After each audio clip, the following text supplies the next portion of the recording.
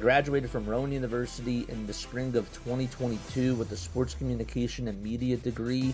I got to actually call minor league baseball and G League basketball games while I was in school. And then I graduated, and as soon as I graduated, I went to NFL Films in Mount Laurel, New Jersey. And as much as I loved that experience, I miss putting on the headsets. I decided, you know what, talk is cheap. I have a laptop that's in my house, and so 21 months later, here we are, still on YouTube, calling games and building an incredible, loving community on here with the people that I call my Philly freaks with a capital P and a capital H. We go live for every single Phillies, Sixers, and Eagles game, and we do it like old school radio play-by-play style. I'm Jason Joseph, and this is Play-by-Play with JJ. I showed a swung on barrel. And out to right field. Bye-bye baseball. That baby is long gone. What's up, everybody? Hopefully you're all doing well and having yourselves a very, very fantastic day. Yes, sir. We are live. We are on. Make sure you guys hit the thumbs up button. Hit that subscribe button as well. And turn on those notification bell icons too. And that way you'll know when we go live. A couple questions, okay? Do we like the scoreboard up here on the right side is my question. Because I wanted to add this, right? And I thought that it would be a really cool idea to add this because sometimes, like when I'm doing my post-game shows and whatnot, some people ask, what's the score? Or like, what was the score of the game? And it's right over here. Should we put it on the left side? Do you like it better on the right? Let me know. Give me an R for right and give me an L for left. Give me an R for right or an L for left down below because I want to get your thoughts about that. Also, new is in the ticker, okay? In the ticker, we changed up the ticker down here. I put my phone, I put the JJ hotline over here, so you should be able to see it. The phone number is 610. It's coming up. Why do I forget it right now? Still coming up. I should just write it down. It's 610-314-0844. There we go. That is the phone number for the hotline. Yes. Denver says smart. Yep. We adjust on the fly. Do you like it on the right side or do you like it on the left side better? Let me know down below what your thoughts are about that. L for left, R for right. All right. But yeah, man. Phillies did play the Dodgers, and now they're taking on the Atlanta Braves tonight. So it's great. It's beautiful. And I'm really excited about it, you know? I think that we have ourselves a series here. Look, looks can be deceiving. 1-8 is the Braves' record. They have lost 8 games. They started off with a very tough schedule and have not won a series, you know? And the Phillies, well, they just won a very meaningful series against the LA Dodgers. So that was cool. They're now 7-2. Live by the sticky note, die by the sticky note, says Hardcore. Yeah. But do you like it on the right is the question. Do you like it up here or do you want it over here? This is how it looks on the left side. Which one looks more natural to you? Which one looks more natural? This or this? Let me know. Anyhow, I'm ready for tonight's game. Chris Sale's going to be pitching tonight, and he's going to be going up against Zach Wheeler. It should be a pitching duel. I don't expect the bats to be producing at a high level tonight. I really don't. I think that today we're going to not have a high-scoring game. I think it's going to be pretty low, if I'm being honest with you. Scott says righto, and Hardcore says righto. Okay. I was thinking that. I was thinking that would be more natural. But anyhow, yeah. All right, cool. PJ says right as well. Cool. Very nice. Nice. They like it. Okay. Righties are always right. Like it. Very cool. Final score predictions on this game. Please let me know down below. Would love to hear your thoughts about that. Let me know what your final score predictions are. And tell me what you guys think is going to happen this game. If I'm being really honest with you, I think that today we come out there with a win. And I think it's going to be something along the lines of 4-2. I'll go with that as my final score prediction. I don't think that we're going to be able to get to Chris Sale early on, and we're just going to have to put up good at-bats and make him work. I think that the whole strategy throughout this season has been with this baseball team, if you can make the pitcher work and you get to their bullpen first, you beat them. Because when the Phillies do get to the bullpen, that's just what they do tend to do. And I think that that's going to stand true tonight. I do. I really feel that way. Chris Sale is a very good pitcher. Chris Sale has had really, really good stuff this year and has just been a very good pitcher for them. He won the Cy Young last year, and it was between him and Zach Wheeler. So I'm expecting a pitching duel between the both of these guys, and I just feel like that if we want to beat Chris Sale today, we're going to have to get to him early on. When we played against Tyler Glasnow, the thing about Glasnow is that the external factors got into his head, and then we took advantage. This is a little bit different. Chris Sale is a big professional. Chris Sale is going to dominate the strike zone no matter what happens today. The temperatures are actually pretty nice over there. It's 56 degrees out, so it's a little bit chilly, but I just think that we're going to not have a good day offensively, and I'm sure that the Negadolphins are going to come on here and say, well, why do we swing at those pitches? Like, those pitches were bad, and of course, we're going to assess pitch by pitch, and we're going to do all that sort of stuff. But let's, keep in mind that this guy's a very, very good pitcher. So if you see a lot of bad things today from the offense, I don't think that that's just because the offense is bad. I think it's more so going to be about how dominant Chris Sale is. That's my 2 cents, though, on it. If you disagree with me, let me know down below and give me your thoughts about that. Edmundo Sosa is playing out in left field today. We'll get to the lineups and talk more about that in just a little bit, but that was something that I thought was interesting. He's playing out in left field, and he's batting 7th in the batting order. I don't know where he fits as an everyday player. I think that he's just going to be one of those guys that they just try to utilize in any sort of spot. And I'm really hoping that that doesn't mess up his confidence when he's up to bat, or even when he's out there defensively. Because he's a competitor, right? He's a warrior. He's kind of like Kelly Oubre Jr. When I think about a basketball player, a guy that's just willing to give it his all out there. I think that that's the type of hustle, that's the type of mental toughness that he does bring. But just really praying that, if he plays left field one day, then he plays second base the next day, or third base the next day.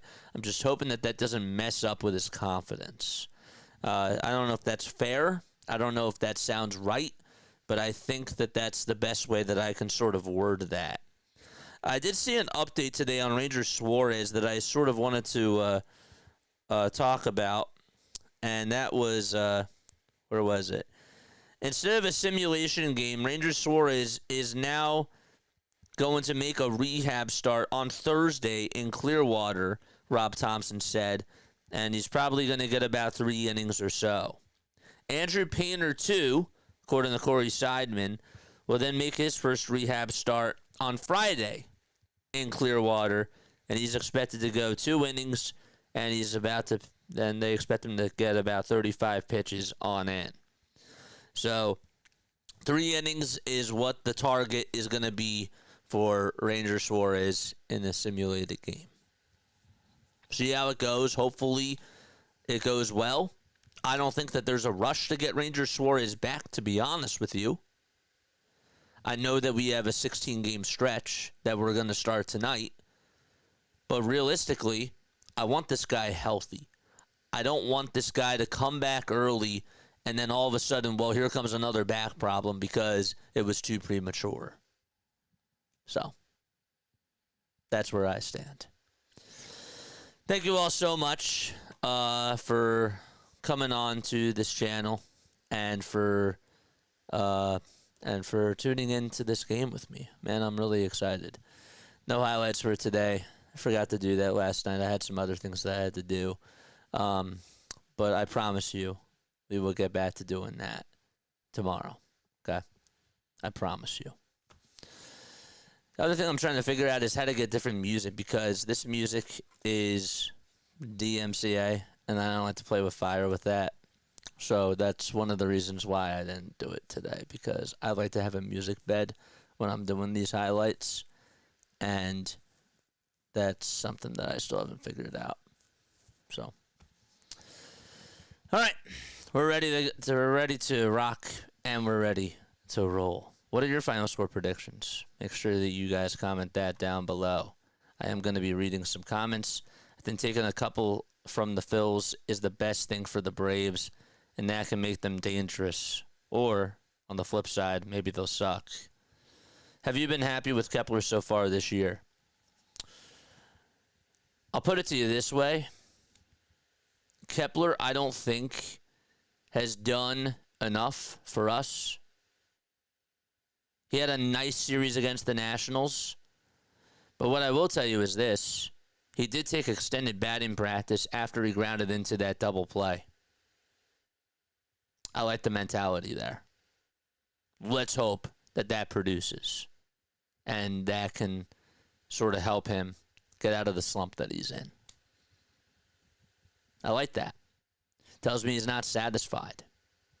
Instead of just slamming his helmet down like Alec Bohm does, just being proactive about it. You know? So I'll put it to you that way. Hopefully that's fair. All right, we're going to start things off. Phillies lineup will look just like this. It'll be Trey Turner, Bryce Harper, Alec Bohm, Kyle Schwarber, Nick Castellanos, JT Realmuto, Edmundo Sosa, Bryson Stott, and Johan Rojas. If I don't get to all your chats, I do apologize. There's always the super chat. All supers do go on over to the top. I want to make sure that we call the game right first. And then if I don't get to your chats, you know, I do apologize. But that's sort of secondary.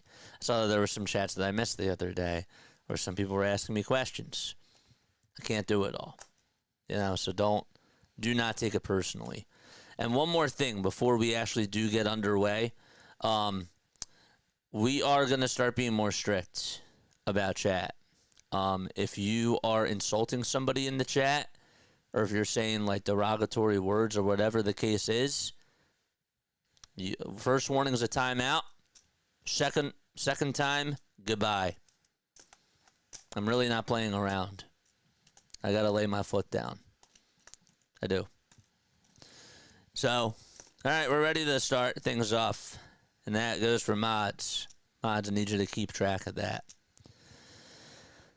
Trey Turner will be batting in the leadoff spot, as we just mentioned. Bryce Harper's over at first. Alec Bohm's over at third. Turner's at shortstop, by the way. Schwarber is DHing. And then it's Nick Castellanos playing out in right field. JT Realmuto is going to catch behind the plate. Edmundo Sosa is playing out in left field. Bryson Stott's over at second base. And Johan Rojas is playing out in center. Defensively for the Atlanta Braves, well, on the mound is Chris Sale. Catching behind the plate is Sean Murphy. He's back. Over at third base is Austin Riley. At shortstop, it's Orlando Arcia. Then they got Ozzie Albies over at second, and Matt Olson's at first. Brian De La Cruz, former Miami Marlin, is playing out in left field. Michael Harris II plays center, and Jared Kelenic is out in right field. And, of course, the Braves' home ballpark is Truist Park. That's where the Phillies are playing today. Sun is peeking out. And the Phillies will be batting first. And Chris Sale, the left-handed pitcher, is going to be taking the hill. What a career he's had and what a season he had last year. So far, though, in 2 starts, 10 innings, a 5.40 ERA, 1 walk, and 12 strikeouts for Chris Sale on the season. Also did give up a homer. He's now 36 years old. And in his last outing, he did allow 3 earned runs. He had 5 strikeouts, 4 hits allowed. And that was against the Dodgers. 6 feet 6 inches tall, 180 pounds, left-handed pitcher. Just turned 36 on March 30th. So that was 9 days ago. He faced a total of 21 batters in his last outing and threw a total of 87 pitches. So they're really not trying to let him go overboard, especially to start off the season. For them, it's a marathon, not a sprint. I think that is a good motto that they're sort of trying to live by with Chris Sale. Appreciate each and every one of you. Gotcha, JJ. Yep. All right, cool. James here. What's going on? Phillies 8, Braves 4. Love the final score prediction there. All right, so the Phillies are in their gray tops, gray bottoms. They have red letters that say Phillies painted across the chest on the front side of the jerseys, as well as an IBX patch. It's over towards the wrist on the front side on the left arm.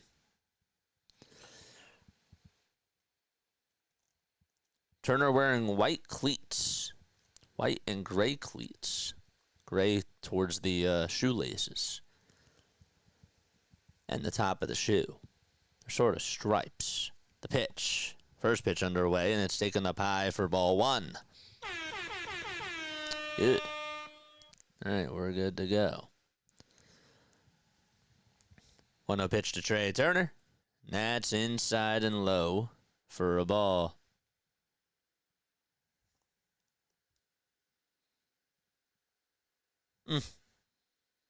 No, that's not what I wanted to do. 2-0 pitch. Bouncing ball hit over towards third base. It's a foul ball. And that'll make the count now 2-1.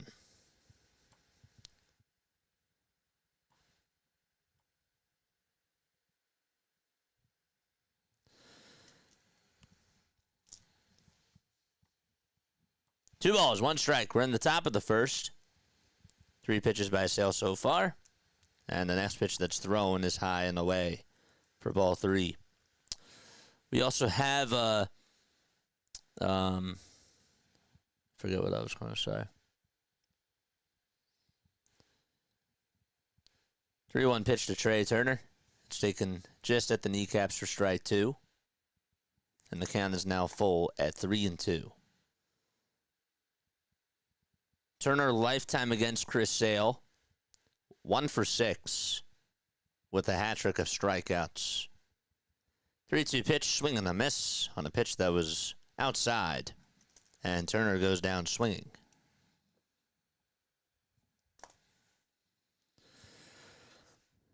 Mentioned this before, but on the defensive side of the diamond for Atlanta, again, in case you did just miss it, Chris Sale is on the mound. Catching behind the plate is Sean Murphy. Over at first base, it's Matt Olson. At second base, it's Ozzie Albies. The third baseman is Austin Riley. And Harper stares at a slider that's at the kneecaps for strike 1. The shortstop is Orlando Arcia. And then 7, 8, and 9 in the outfield. De La Cruz out and left. And you got Kelenic out and right. And sandwiched in between the both of them is Michael Harris. 0-1 swung on and missed. Turner struck out swinging on a full count.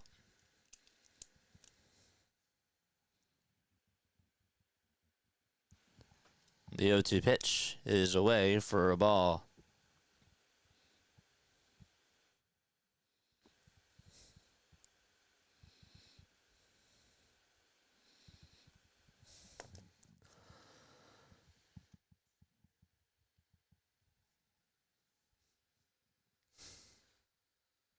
Happy to see y'all.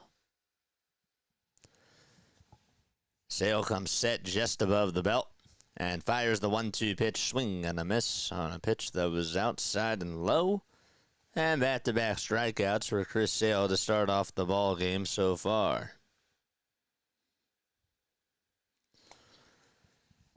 I'm going to try to I'm remembering to put down the counts as I do this. I want to see if that sort of helps today. Now it's Alec Bohm who's up. He had the day off on Sunday. And he takes a look at strike 1 at 93. Bohm's average just sits at 200. Hasn't homered, but he has 3 RBI. The windup and the pitch. Inside, Stu Sherwater is the home plate umpire. Dan Merzel's over at first.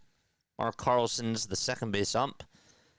And Jordan Baker is at third. 1-1, swing and a miss. Every time I think about Jordan Baker, I think about All-American.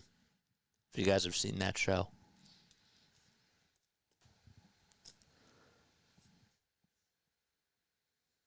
Love that show. What's up, Alex? 1-2 pitch. Good take by Bohm. It's down.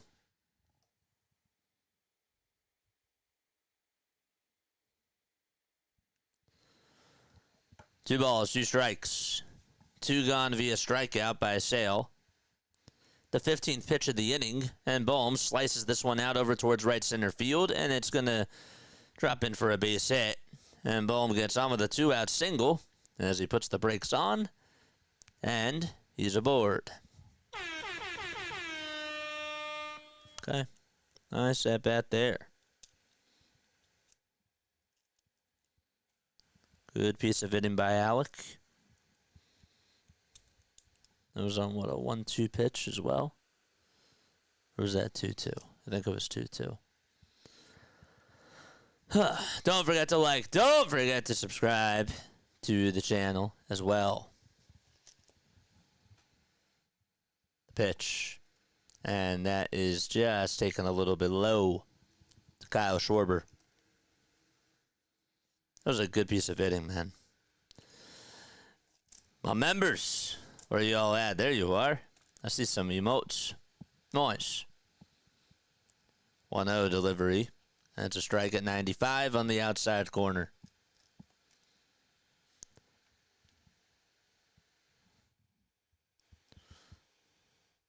Justin Robleski just walked in another run, and now the Dodgers trail 3-0 to the Nationals. They are cold.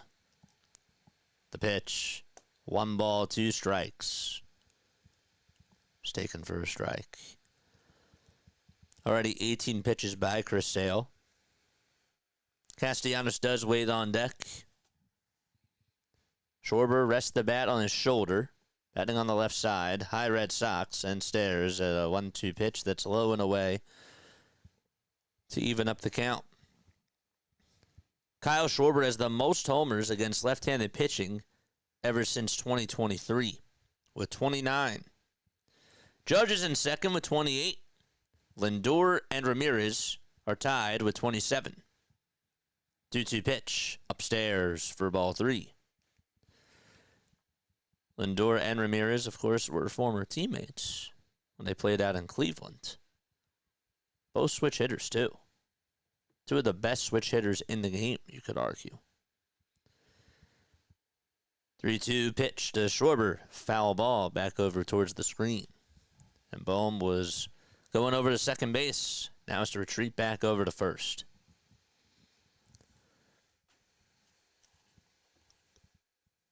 Braves are 1-1 at home.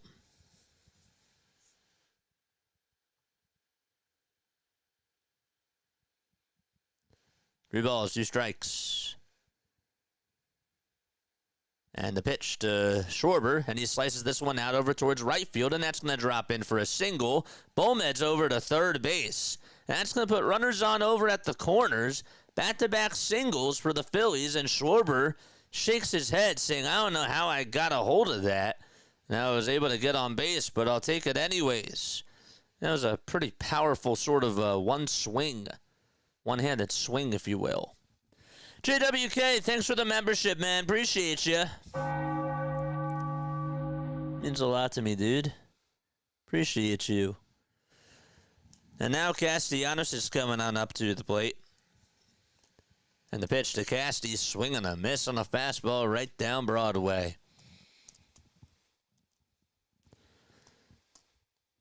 Thanks for the subs, too. The ball is 1 strike to Nick Castellanos. Batting on the right side. White elbow guard.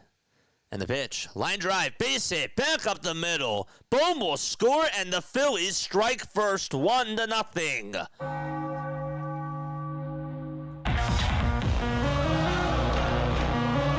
3 singles in a row.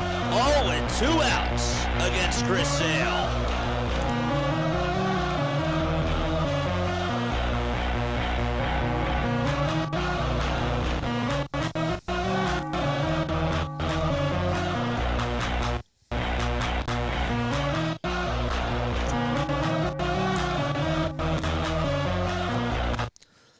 Comes JT to the plate.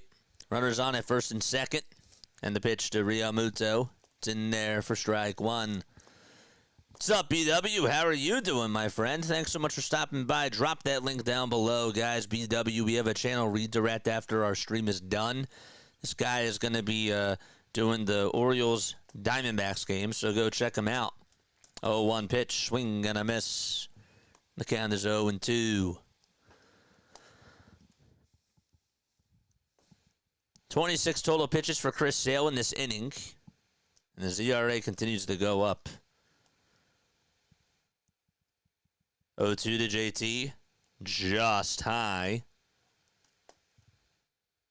According to Stu Sherwater. 1-0 Phils.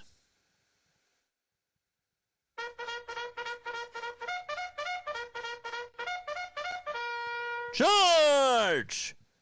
And the 1-2 pitch. Strike three called on the upper third of the zone. And JT goes down looking. Chris Sale strikes out the side, but Castellanos gives the Phillies a 1-0 lead on an RBI single. Braves coming up to bat. All right, excuse me. Let me go back to my monologue screen for a second. Folks, make sure you guys hit the thumbs up button and hit that subscribe button as well. Turn on those notification bell icons too, and that way you'll know when we go live. My name is Jason Joseph. This is Play-by-Play with JJ.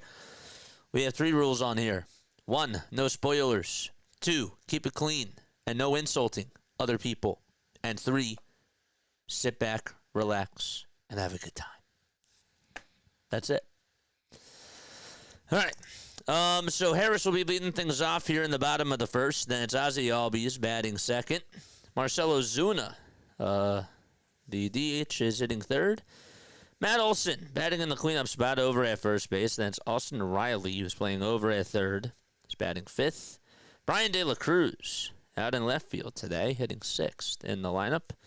Jared Kelenic plays out in right field. He's batting seventh. Sean Murphy's back. He's catching behind the plate and will be batting eighth.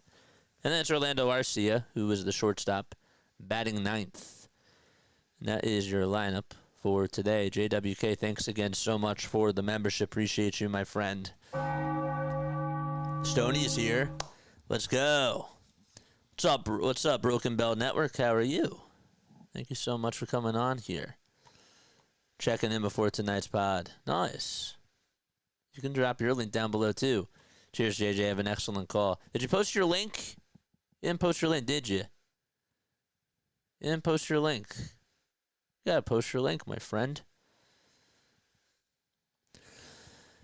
So again, it's Harris, Albies, Ozuna, Olson, Riley, De La Cruz, Kelenic, Murphy, and Arcia. Sun is shining out over towards left field here at Truist Park. And the guy that's on the mound today is Zach Wheeler. And Zach Wheeler just doing Zach Wheeler types of things.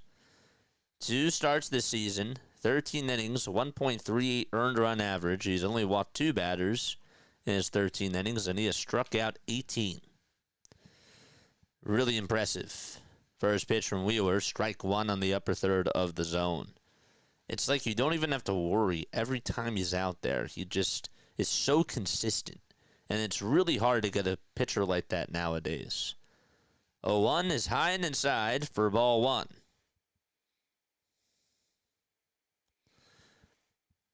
So the Phillies got 3 2-out singles, including an RBI single from Nick Castellanos. 1-1 delivery. Down and in for ball 2.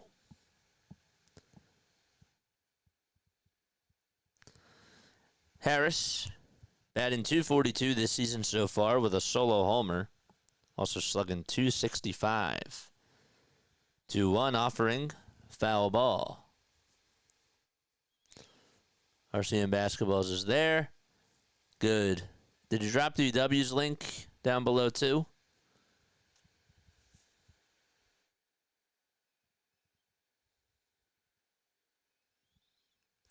Two-two pitch. It's down and in for ball 3.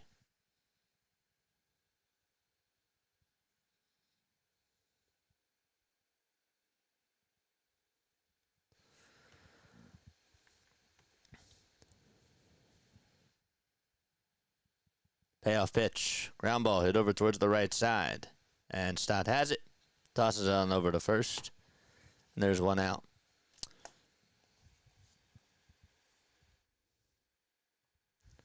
Brad Lord has owned the Dodgers so far. It's 5-0 Nationals. Crazy. Missed y'all yesterday. Well, we were live. Just not doing the Phillies. They're so sad in left field for Philadelphia. Albies is up to bat, hitting on the left side. He takes a strike. Don't really see Albies batting on the right side as much nowadays. 0-1, swing and a miss. What's up, RC? How are you doing, my friend? Appreciate you. The ball is 2 strikes. Wheeler gets set at the letters, kicks, fires the pitch. And that's going to be grounded over towards the right side. Second base. Stott will gobble it on up. And he throws over to first, and there's 2 away.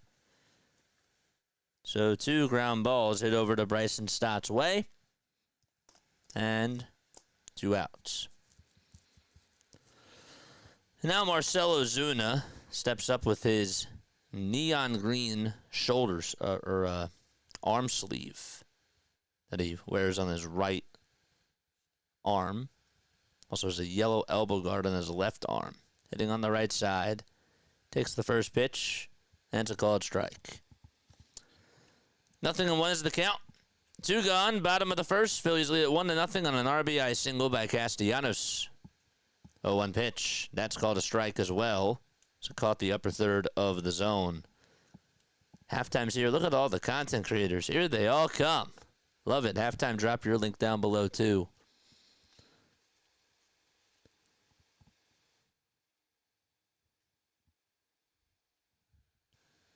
Oh, 2 pitch. There's a high fly ball hit out over towards left field. On the run is Sosa, and he looks up and he makes the catch right over the wall. He got it.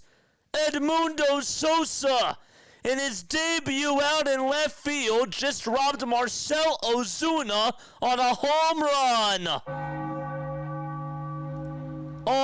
Unbelievable. What a play by Sosa. That's insane. He caught it, man. Highway robbery by Sosa.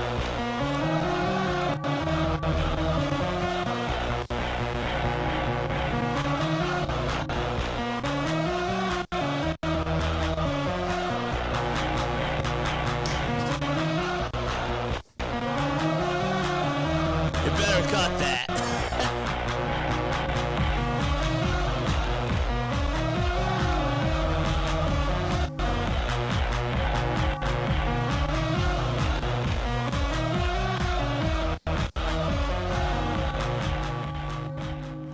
Somebody better cut that.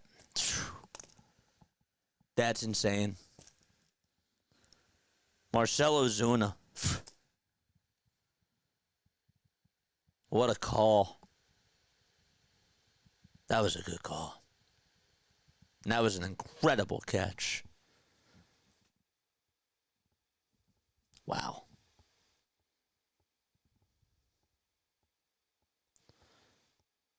What did I miss? Edmundo Sosa just robbed Marcell Ozuna on a home run. That's pretty awesome. Edmundo Sosa is my spirit animal.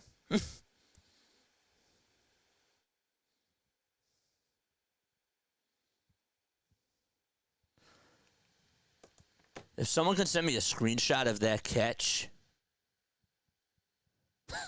I would appreciate that.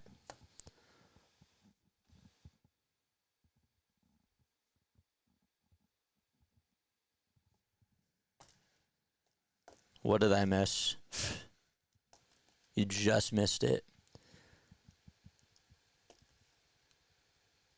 Sosa reached up over the wall and just took away a home run from Marcell Ozuna. And that wall, I think, used to be higher. And he's up to bat now, and he stares at strike one right down the middle. No balls, one strike. What a call. 0-1 pitch. And there's a fly ball hit out over towards center field. Harris is going back, and he will make the catch. Not as great of a catch as Sosa's, but still a nice play out there. And Sosa lines out to center.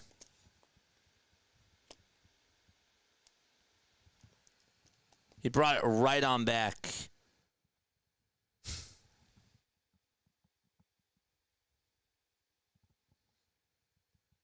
And now it's Bryson Stott who's coming up to the plate. And he takes strike one at the knees. Can somebody cut that highlight call? I would really appreciate that. No balls, one strike.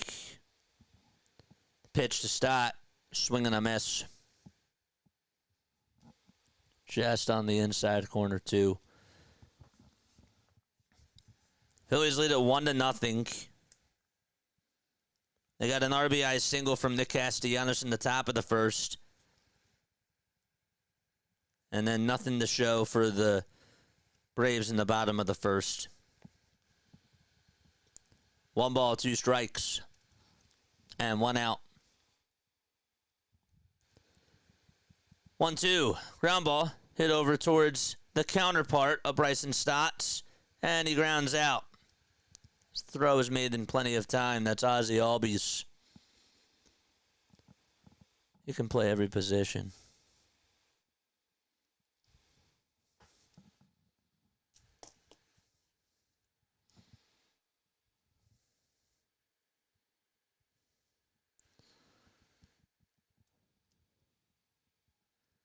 Here comes Yohan Rojas to the plate with 2 down. First pitch is in there for a strike. Did someone cut that call? No?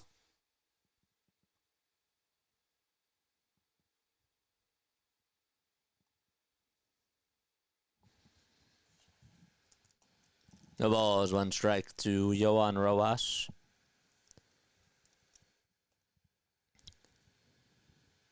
And the pitch, there's a foul ball. MLB just tweeted out Edmundo Sosa's making his first MLB start in left field. We'd say he's a natural.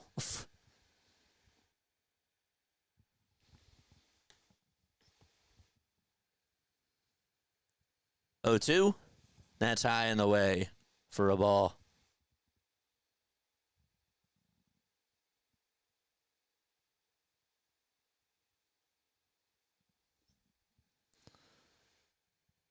The pitch over to Rojas. There's a foul ball that goes well out of play.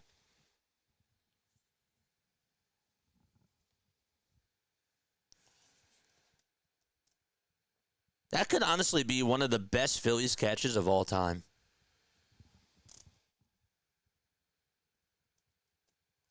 One, two. There's a line drive foul ball. That, I think, is going to go up there with the Aaron Rowan catch. And the Ben Revere diving catch. I'm not joking.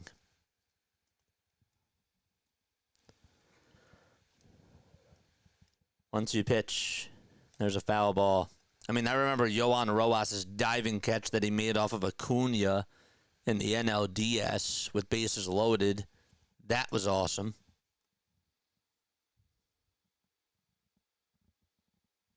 No spamming in the chat, Cheryl.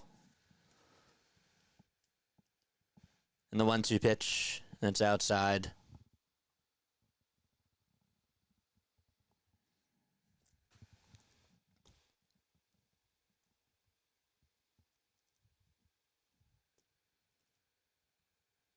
Two. Bouncing ball, hit over towards shortstop. Garcia has it, tosses it over to first. It's in time for out number 3. Then we go to the bottom of the second. 1-0 Philadelphia. Olson, Riley, and De La Cruz are up.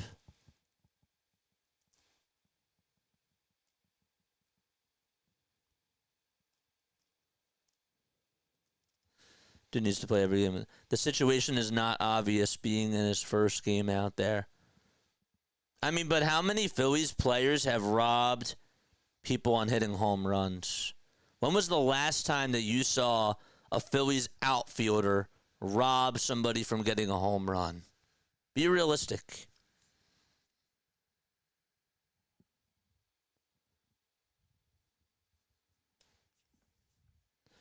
And also, did somebody cut that call for me? Did someone cut that? We got under 79 people tuning on in. Don't forget to don't forget to subscribe. Don't forget Marsha's sliding catch too the other day. That diving catch was nice. But that doesn't compare to this. I'm sorry. Situationally, yeah, that was a big catch.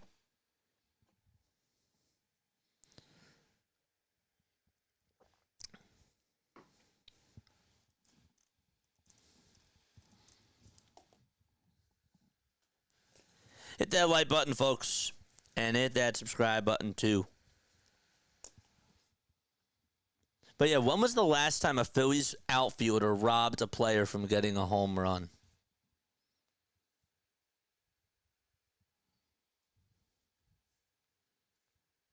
Anybody know?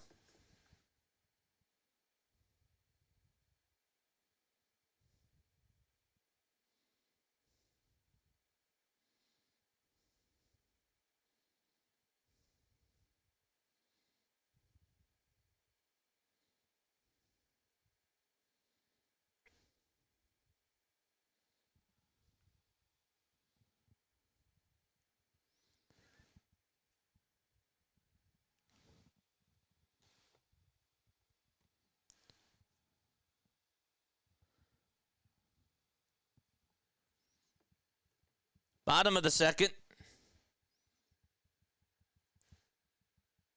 And the pitch. And that's on the inside corner, but it's called a ball.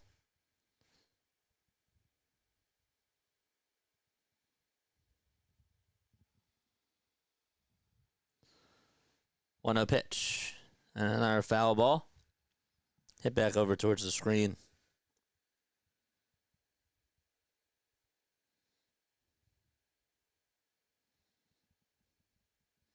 Oh, Cal Stevenson did it last year. That's what it was. Cal Stevenson did it last year. Cal Stevenson caught JD Martinez's potential game-tying home run. I actually forgot about that. 1-2. Ground ball hit back over towards the mound. Wheeler has it, tosses it on over to first, and that's in time. Rojas made it over the catch. Cal Stevenson did it. And thanks, Scott. You're the man. Thanks for clipping that call. I don't think Rojas... No, Rojas had a chance last year, and then he failed.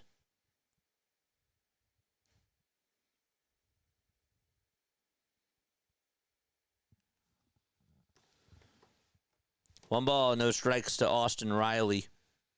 And the pitch is swung on and missed. Rojas had a chance last year, and then he dropped it. He just could not hang on. And we were bummed. I remember that. We were bummed, but we were like, all right, it's not your fault. Thanks, Scott. 1-1. That's down in the way for ball 2. Yeah. You can also do it on YouTube, too. I just sent you the clip of Sosa to your ex. Thanks, dude. 2-1, and there's a fly ball hit out over towards left center field. Sosa is going to get called off by Rojas, and no one can make the catch. And Riley dives on into second base. There was some miscommunication between Sosa and Rojas. And Rojas was like, you got to call me off. And Sosa said, I couldn't hear you. And so there's a miscommunication blunder out in left center field. It was an easy fly ball. And Sosa just looked up, and it landed up being right in front of Johan Rojas. That's Rojas' ball.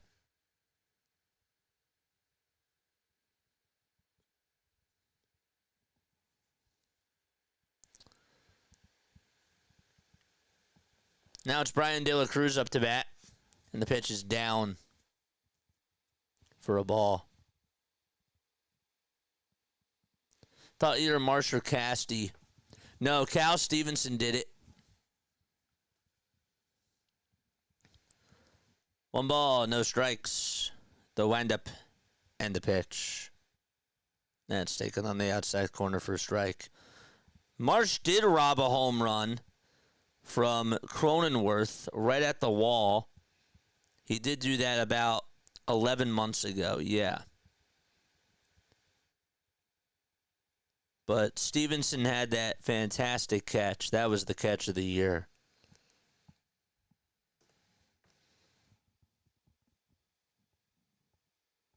One ball, 2 strikes, 1 out, bottom of the second.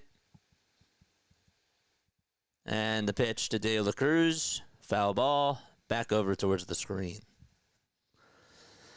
Hit that like button, folks, and hit that subscribe button as well. Got 196 people tuning on in. 1-0 Phils. My name is Jason Joseph. This is Play by Play with J.J.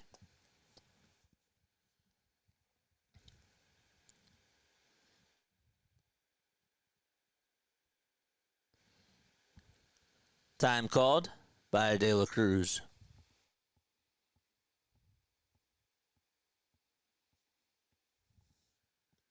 Brains fart, it happens. Yep.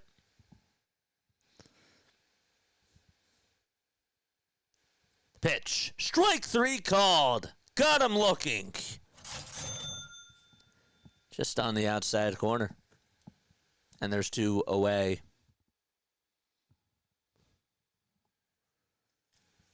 Perfect pitch.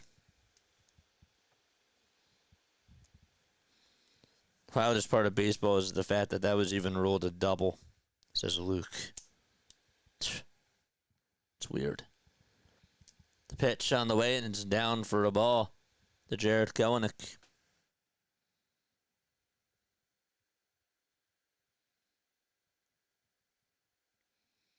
I'm going to put down double E8. 1-0. Foul ball, back over towards the screen.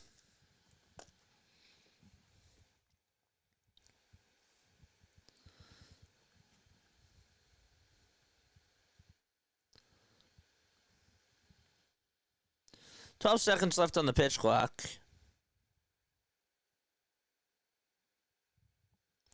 And the 1-1 pitch. Another foul ball. Wheeler is 13-8 versus the Atlanta Braves. He has struck out 193 Braves hitters in 30 appearances. Also has a 2.95 ERA.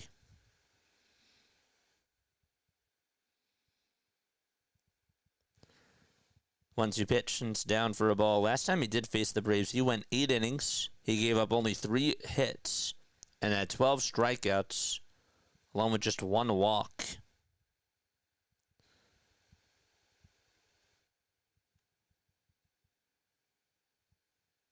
The 2-2. Foul back over towards the screen.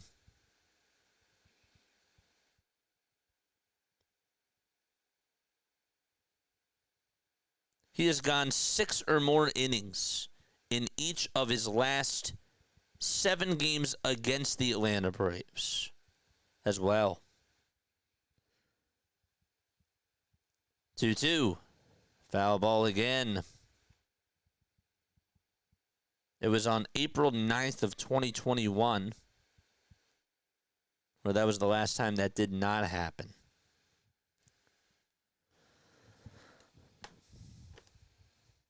Eight seconds left on the pitch clock. Wheeler comes set at the letters. Looks back at second, now back to the plate, and the 2-2 is wide. Sean Murphy is up next.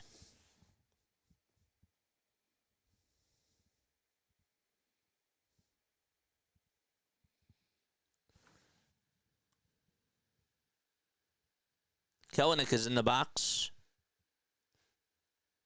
The 3-2 pitch. It's down for ball 4. Good pitch thrown by Wheeler. Kelenic just decided not to bite. And Murphy is going to be coming up next.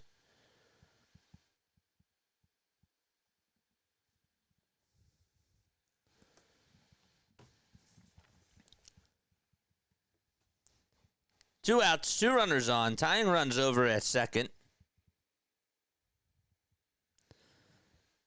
And Wheeler will get set the letters and throw inside.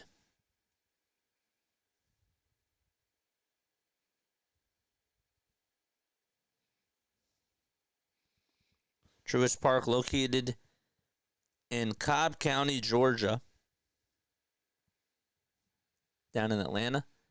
1-0 pitch, and there's a fly ball hit out over towards left field. It's deep, it's going, and it is gone. And so it's a 3-run homer allowed by Zach Wheeler. And it's 3-1 Atlanta.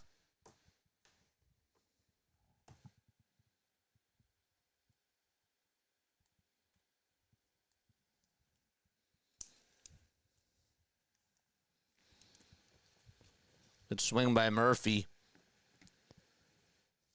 I'm sure that a lot of us are going to be thinking about the air out in center field by Rojas, though.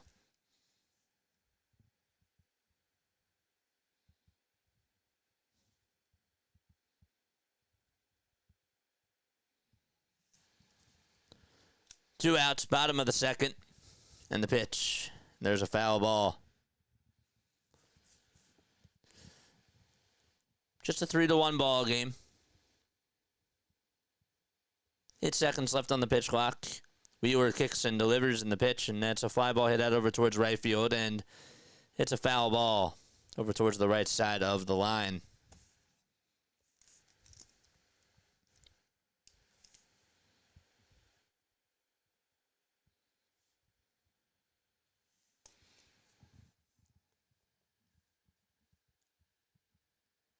Angels have a 2-0 lead.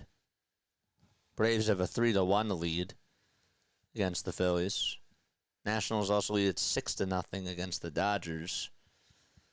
0-2 pitch. There's a round ball hit over towards third base. Bohm does have it. Throws over to first, and Harper kept his foot on the bag. He had to dive for the ball, but he just kept his right foot on the bag for a split second. Inning over, and we go to the third. Phillies are down 3-1. Don't forget to like and don't forget to subscribe to the channel as well.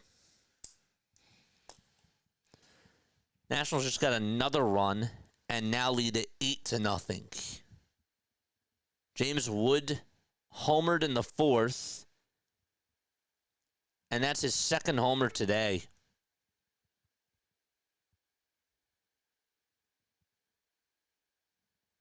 He's homered in each of his last 2 games. 5 RBI for him.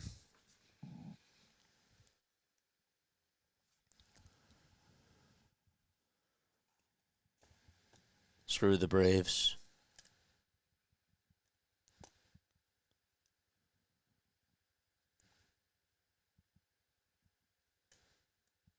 Damn it, why isn't Sosa on the mound, says Broken Bell Network. Yep. Huh.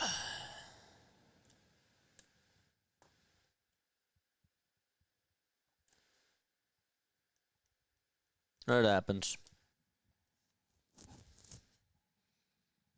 What's up, Elaine? How are you? All right. Yeah. Not really stressed. I'm not stressed. We had a blunder there. That was a mistake of a pitch thrown by Wheeler. It was. Everybody's going to blame Rojas for not making that catch, and I agree. Guess what? Brain fart. But Wheeler has to be better too.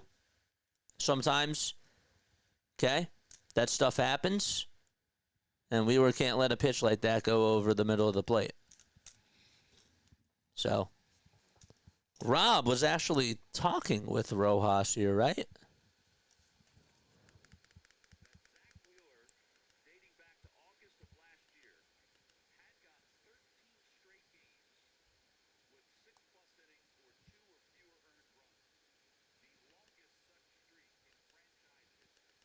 It's wild.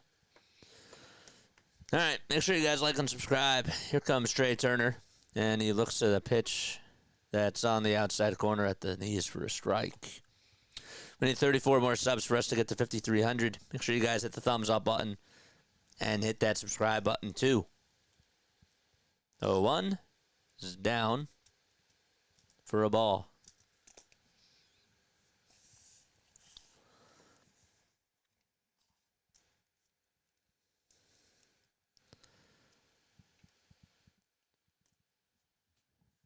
Pitch. Swing and a miss. It's now a 1-2 count. Cardinals have a 3-1 lead in the bottom of the fifth against the Pittsburgh Pirates. The 1-2 delivery. Ground ball hit over towards the right side for a base hit. And Turner gets on with a single. Tying run is coming on up to the plate. And it'll be Bryce Harper who's coming up to bat.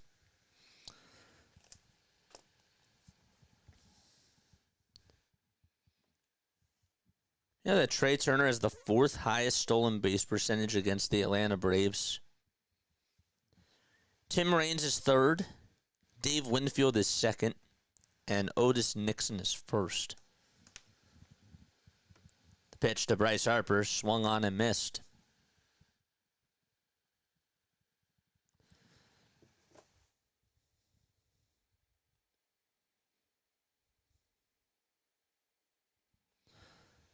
.270 average for Harper. One homer as well. 0-1. Line drive. Hit to left field for a base hit. Turner's going to go on over to second base. And, well, the tying run is over at first. Back-to-back singles for the Phils. And Bohm is coming up.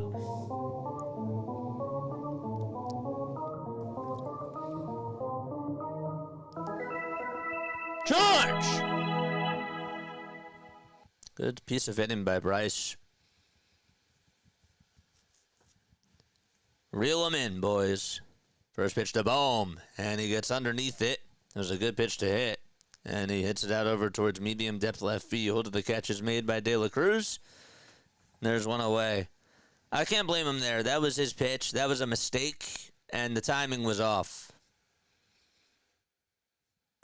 But that's just me.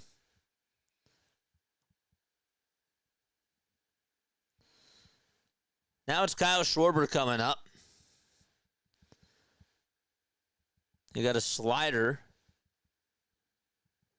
Bohm that was just right down the middle. Sale versus Schwarber. First pitch is on the outside corner for a strike. Throw over to third base. Not in time to get Trey Turner. A double steal by Philadelphia. Murphy's throw looks pretty good, too. And so that does get rid of the double play ball. I'll tell you something, that this team has been playing more small ball, and they've been very aggressive on the bases. Turner got his hand in there first, and Riley swiped him right on the elbow, but his left hand was in there in time. 0-1 to Schwarber. Fly ball hit out towards center field. It's carrying. It's going back towards the track. Harris can't make the catch. It gets on by him. Turner's going to score. Harper's going to score. Punch, counter punch. A 2-run triple by Kyle.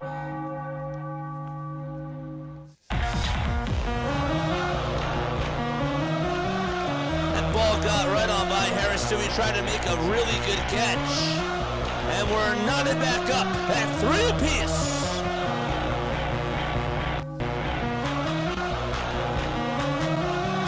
That was scorched.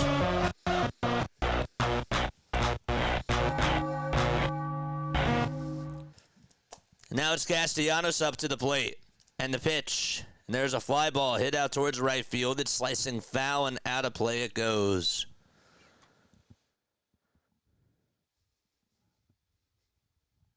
Okay, it looks like I'm going to have to get rid of some browsers here, right? That's what I'm going to have to do. So we'll get rid of this one. 0-1 to Casty. That's inside for a ball.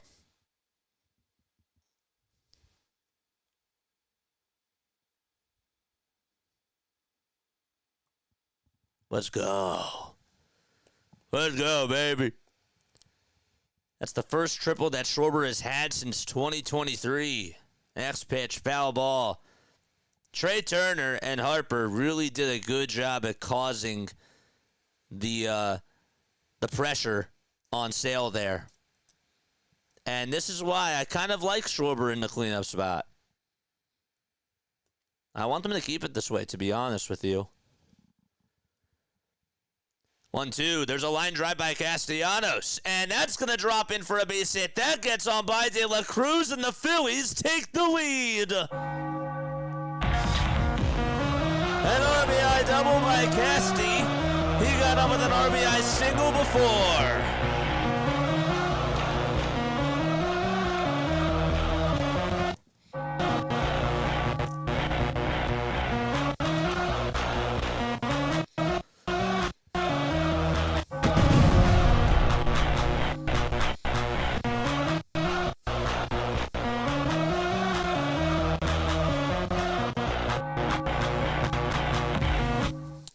Four to three, Philadelphia. All right, let me close something else here.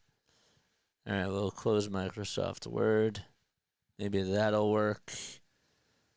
Okay, maybe the computer will run a little bit faster now. I need those calls. Continue the cut away. JT is up to bat. Chokes up on the bat just a little bit. And the pitch. Nad's taken on the inside corner for a called strike. David, keep it clean, my friend. Do not curse. That's your first warning. 1-0. Nad's inside for a ball.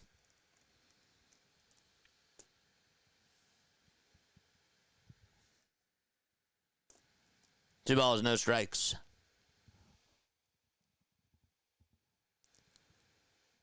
2-0. There's a ground ball hit over towards third base. Throw over to first, dug out by Olson. And there is one, and there's two away, excuse me. Yeah, I had too many browsers open. That's all right. There's nothing I can do.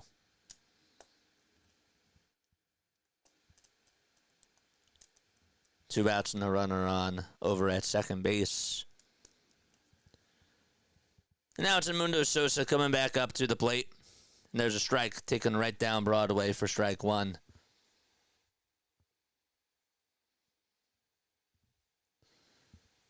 There's the Casty emotes. We need more members.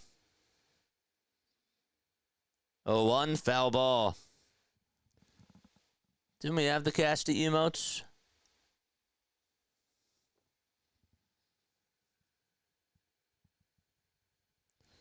Phillies have the highest batting average from their 7, 8, and 9 hitters. It's a .345 average.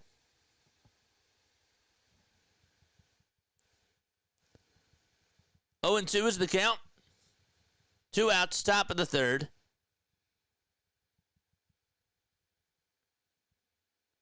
And the pitch. That's in the dirt for a ball. It was cutting in and it was cutting out. Aniel De Los Santos, former Philly. Y'all remember him?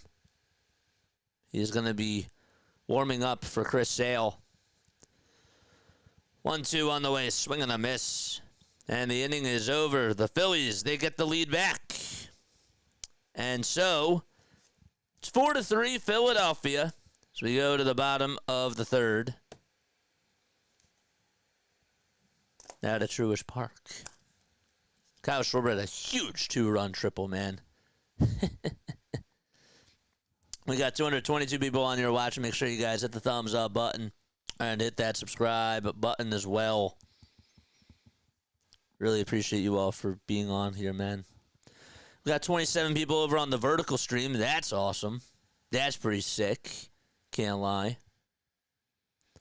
All right, now it seems to be running better. Less web browsers, and it runs better. It's very interesting. It's beautiful. How about those Dodgers, says PAS. We broke them, man. We broke them. Has Schwarber ever hit an inside the park homer? I don't think so. I don't think so. Appreciate you also, JJ. Yeah, I love you guys, man. Ugh. Money line now for the Braves, plus 125.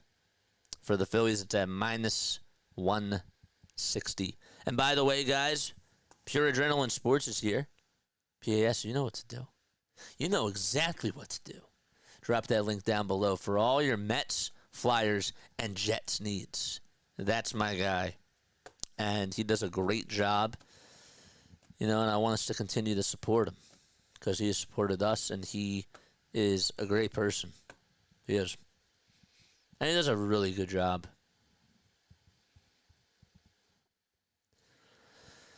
The sun is still shining. It's 8:08 p.m. Eastern Time. The sun has gone down here. But it's ready to set in Atlanta.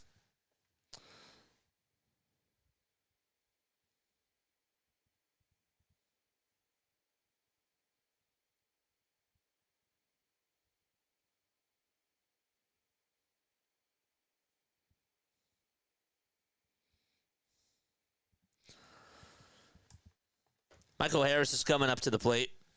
He grounded out back in the first. Wheeler is back out there on the bump. And the pitch inside for ball one. That third inning was really nice for the Phils. They look different to me. I'm starting to kind of see it. 1-0 pitch. Swing and a miss.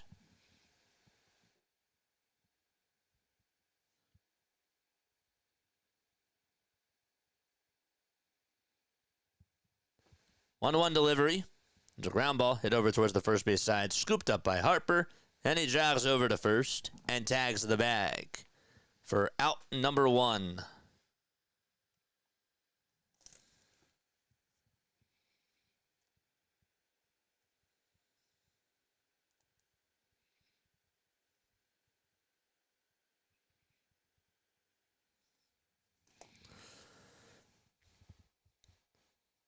Truist Park's record attendance, 43,898.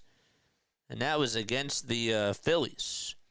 Pitch on the way, and there's a line drive hit out towards right field. That's going all the way over towards the wall. And Albies will jog on over to second base as Castellanos reels it in over to second. And there's a one-out double allowed by Zach Wheeler. I was wrong about this game, too.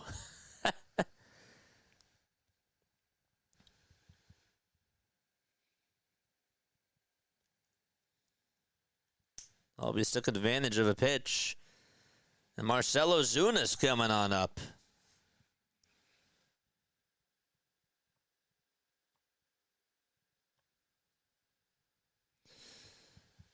Comes Ozuna, and the pitch is taken for a strike. Jane wants to know, is the first game the Phillies have scored in the first...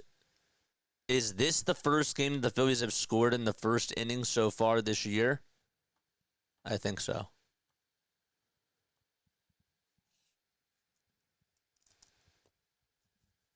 I think so. If somebody wants to double check, let me know. Left field is 335 feet as the count is 0-2. Pitch was fouled away. Left center is 385 feet. Center is 400. Right center is 375, and right field is 325. 0-2 pitch. Strike three called at the knees. I am shocked that he took that pitch. 2 strikeouts, 2 shares in the chat. It's great. Yeah, that was the first time I do think that we scored in the first. Comes Matt Olson to the plate. And the pitch that he takes is way up high for a ball.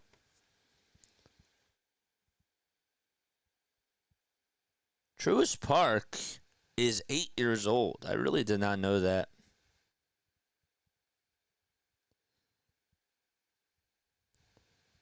One-0 to Olson, swing and a miss. Does anybody remember the ballpark that the Braves played at before it was Truist?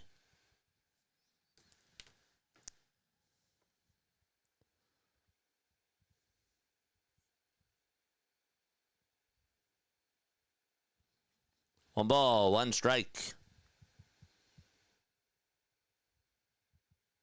The pitch. Strike two.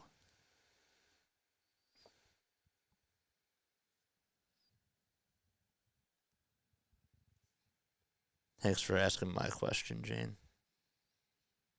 Turner. Yes, it was. Turner Field. Good job, Travis. Good for you. One ball, two strikes. Tying runs over at second. And the pitch on the way, and there's a fly ball hit out over towards left field. Sosa gets underneath it, and he makes the catch. He was running around in circles, and he was just able to make the catch. And, well, that's all that matters at the end of the day. No runs, one hit, one man left. And we go to the top of the fourth inning. It's 4-3 Philadelphia.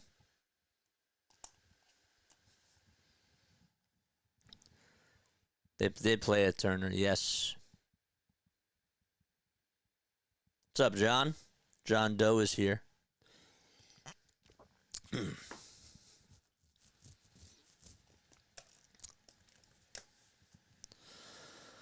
Man, itchy.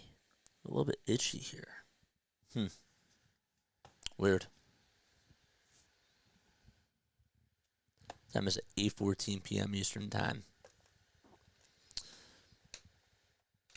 Do you guys remember the first time that you found my channel?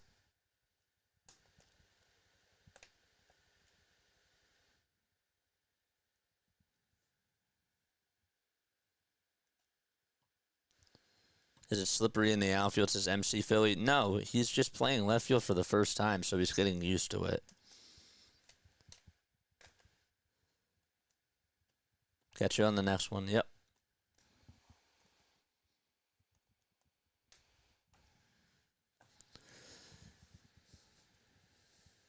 Has anybody ever been here since the first day we started streaming? Travis Johnson said opening day. Less than 100 subs. That's right. Nope, that was forever and a day ago. Yes, back when I found your channel. Back when I found your channel, Hardcore was one of the only mods. This is Don. Yep, that's correct. You've been here since opening day. 2 games so far this season, April 5th against the Dodgers, and of course we won. It's good. Jane, when was the first time you found my channel? Wasn't it like last summer? Yeah, and over a year ago I've been subbed. Thanks to RB. That's right. Shout out to RB. Guess who's filling in for me on Saturday? Spoiler alert. I won't be here Saturday. It's Passover. So I got somebody to fill in for me. And he's going to be here. The pitch is inside, so it's 1 ball, no strikes. Love you too, man. 1-0 pitch. That should have been called a strike. But it's called a ball anyways. It only feels like we've been here forever. I met you through Rhino. I remember. 1-1. Ground ball. Hit over towards second base. And the throw is made over to first. In time for out number 1. Last May around the 20th of 2024. It's been that long. JJ, I found you last summer, says D. I think you found me before that. I think you found me in 2023. Pitch, and that's inside for a ball. I think you found me in 2023. I've never seen RB call a baseball game. Should be interesting. Yeah, we met through Rhino. I'm just curious to see how long some people have been on this channel. Puts it in perspective, you know? To see who's old, who's not old. Just kidding. Just kidding. Who's known me the longest. 1-0 pitch. That's inside for ball 2 to Johan Rojas. Pitch on the way, and there's a ground ball. Hit over towards the right side of second base. Albies does have it. And he throws it over to first. And there's 2 away. 2 up, 2 down. I'm tired of Stott not hitting, says Hardcore. I'm with you. I'm with you there, but he did tie the game the last game. You kind of have to give him that. He did. He did tie the game up. I know that you're not happy with Stott, but you kind of have to give that to him. Doesn't excuse. I'm not trying to excuse the other things. No balls, 1 strike. The pitch, and there's a swing and a miss. Around July of August 2023, I'm a newbie considered. What's up, Louie? What's up, brother? I found this channel a month before you became Mr. 3000, I think. Really? Oh, to the tray. Fly ball. Hit out towards medium depth center field, and Harris will take a couple steps over towards second base, and he makes the catch. 1-2-3 inning for the Phils. Bottom of the 4th coming up. Around July, August of 2023. Vaulting. What's going on, dude? Pretty sure I found your channel during the Wild Card series against Miami in 2023. Been subbed ever since then to listen in every once in a while. Keep up the great work, man. Appreciate you. I do. Thank you. Thank you very much. Shout out to Vaulting, man. Vaulting the King. I'm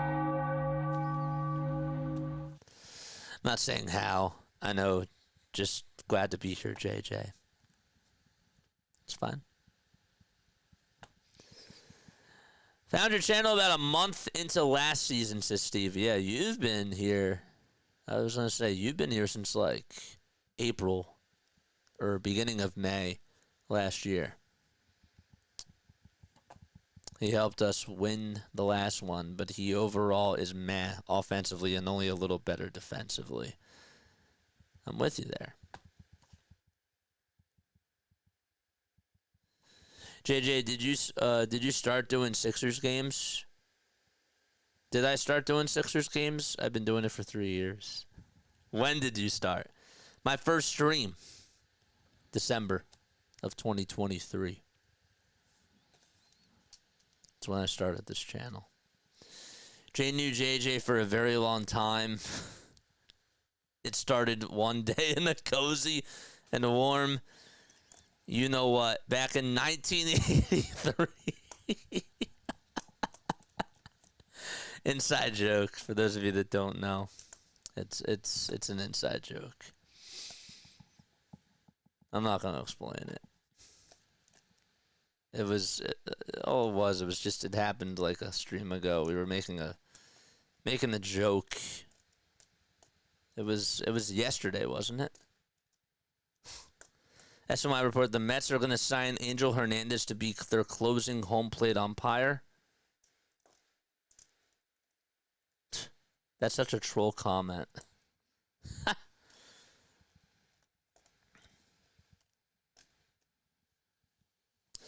Hit that like button, baby. And hit that subscribe button, too. Wheeler's back out there for his 4th frame. 2 days ago. Yep, thanks. Sunday Night Baseball, you're right. That's when it happened. The pitch, and that's up high for a ball. And it's called a strike. Apologize.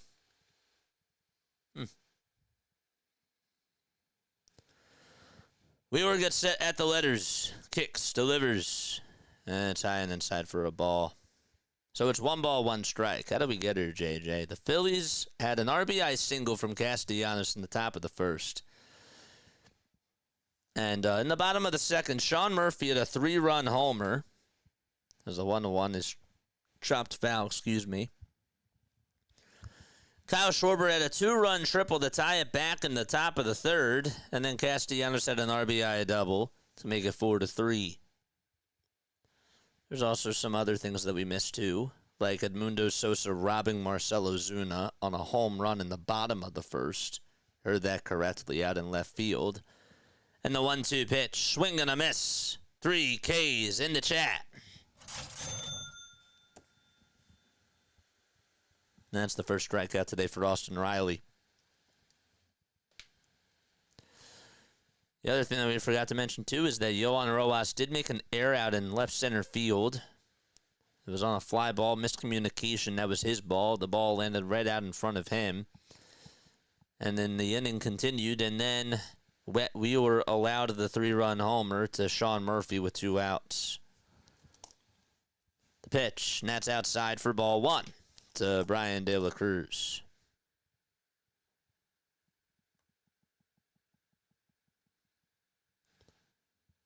1-0. Fly ball hit out towards center field. Rojas will track that down with ease, and he does make the catch for out number 2.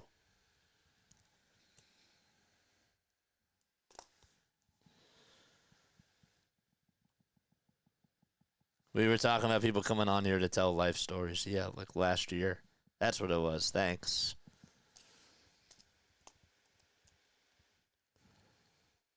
Gabriel Rincones Jr. just made a nice play for the Iron Pigs. On ball, no strikes.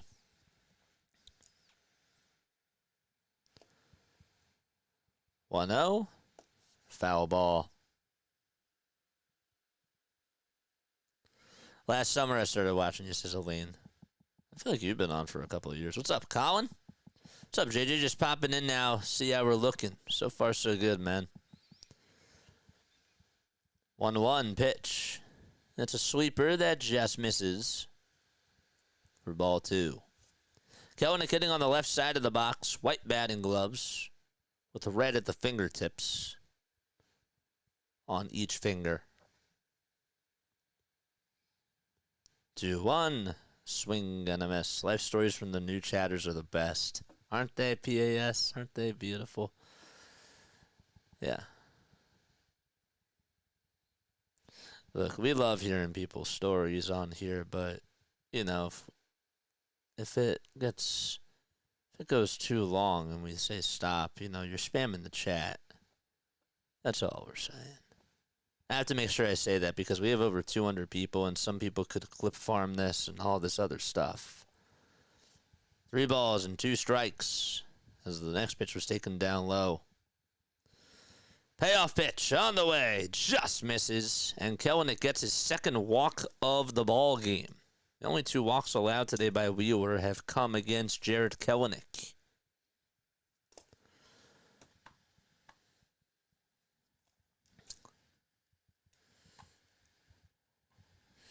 D, how was the game? How was the game? Is RB taking your spot this weekend? Yeah. Yep. The pitch. That's down for a ball. Yep. We're going to get him to come on. It'll be nice. It'll give him something else to focus on besides the terrible Sixers. 1-0 pitch. There's a pitch that's on the inside corner for strike 1.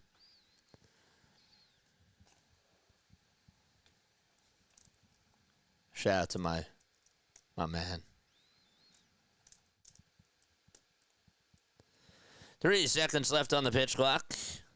The 1-1 pitch from Wheeler is in the dirt for ball 2.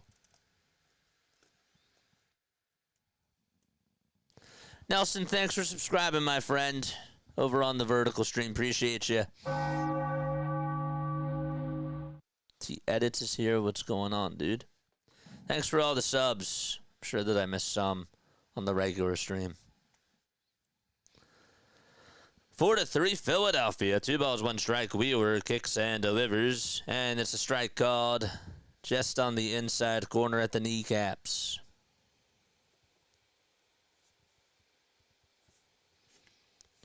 On Wednesday, Braden Burries, a top high school basketball recruit from the class of 2025, will announce his college commitment live on ESPN.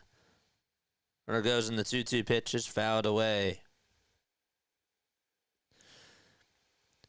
The Braves just made a move.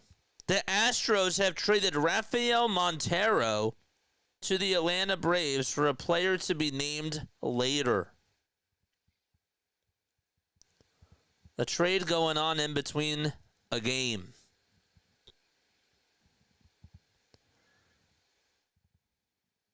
Toss back over to first, not in time.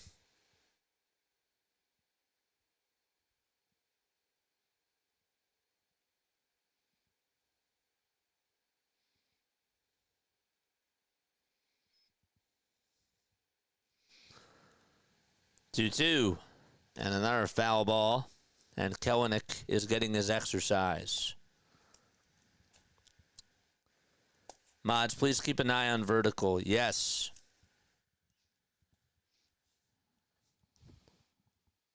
Keep an eye on vertical, too. What's up, Shante? How are you? Speaking of vertical, appreciate you for stopping by. The pitch from Wheeler, swing and a miss. Got him. And that's now 4 Ks for Zach.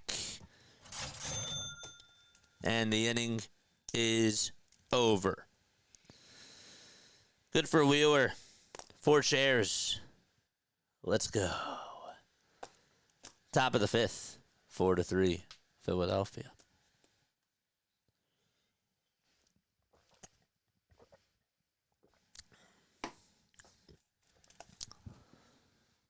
Got 24 people over on the vertical. How many on the horizontal? You know what? Actually, let me X out of this. And here's what I'll do. Okay, so this is now running faster. Oh, I forgot to put the streamer bot up. Whoops. I knew there was something I forgot. Well, we're putting it up now. I'm incapable. Laptop will crash. That's okay. I'm kidding. No, I'm kidding. Just messing with you. That's okay. Just get a new one. I get it. I totally understand. Guys, after the game is done, okay, I do have a post-game show that I like to do. If you guys want to call on into the JJ hotline, I just posted that right down below my name. Okay, you can call on it. You can leave a voicemail message. It's 610-314-0844. That is the phone number. So if you want to call on into the show, you can. We also do have a Discord that we tend to go to as well. And you're more than welcome to do that too. So yeah, man. If one of my mods could post the Discord link or just type in like !point Discord, it should. Yeah, there we go. Scott's on it. Scott is on it, man. It's like I can hit a fly ball out to right field and Scott's like, I got it. Or like Jane's like, I got it. And then D's like, nah, I got it. Like it's great. Shout out to all my mods. Larry's also a mod too. Neither pitcher's getting past the 6th, he says. The first pitch to Bryce Harper, swing and a miss. Surprised he didn't take that pitch there. Harper's been seeing the ball better. I would, but I can't watch on my phone anymore. Nah, I get it. I understand. 0-1, swing and a miss again. Got fooled twice on the slider from the lefty. I don't know how lefties hit off of Chris Sale, to be honest with you. Like, he really hides his pitches so well. 0-2, and he slices this one out over towards right field. It'll be caught, though, by Kelenic. And there's out number 1. Scott says, my ball. D, you got to call him off. No, I'm kidding. Thanks, JJ. Well, thank you. Love shouting out my mods when they do a good job. Waldorf, he's here. Here comes Al Bohm to the plate. And the pitch. There's a strike. What's up, Larry? Larry says, I've been listening. I know you have. Jane didn't know, though. 0-1 pitch. Line drive. Foul ball towards the left field side. The Braves have just acquired Rafael Montero and cash considerations in a trade with the Astros for a player to be named later.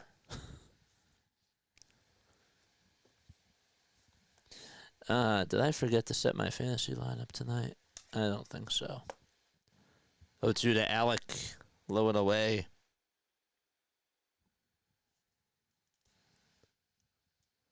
(4-3) Philadelphia. Bone batting .299 in 60 games versus the Atlanta Braves. The 1-2 to Alec. That should have been called a strike, and Chris Sale is arguing with the umpire, and he has every right to do so. He says, come on, ump. That was on the inside corner, and he almost called it, too. Can't say I blame him. That was a strike.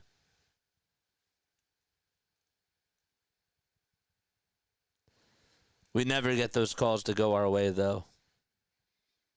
2-2 pitch, and that's outside for ball 3.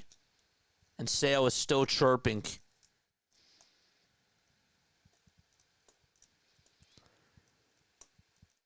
Three balls, 2 strikes, 1 out, top of the 5th. The pitch to Bohm. And he fouls this one out over towards left field and out of play. Otto Kemp for the Lehigh Valley Iron Pigs has 4 homers and 9 RBI, as well as a 1.014 OPS. That's good to hear. 3-2 to Alex, swing and a miss, and Chris Sale got him the strikeout anyways.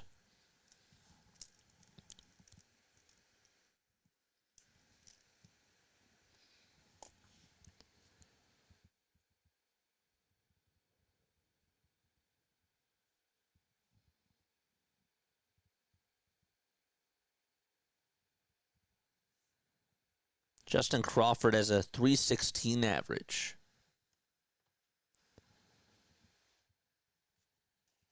The pitch. That's outside the Kyle Schwarber.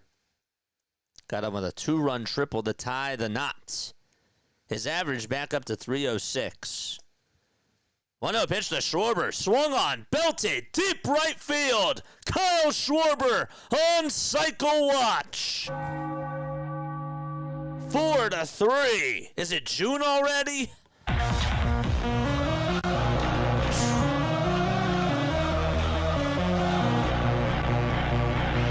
That was a goner.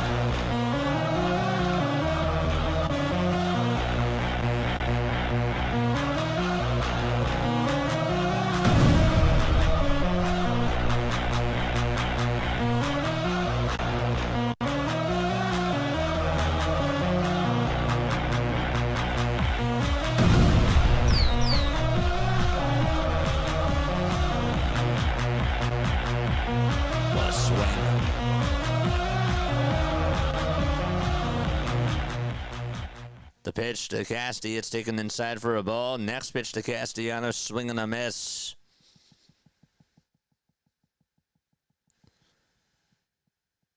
Another 2-out run.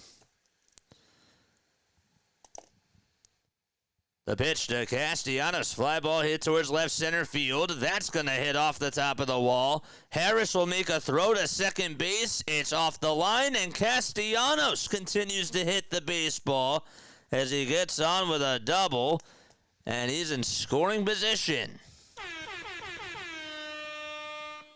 Okay.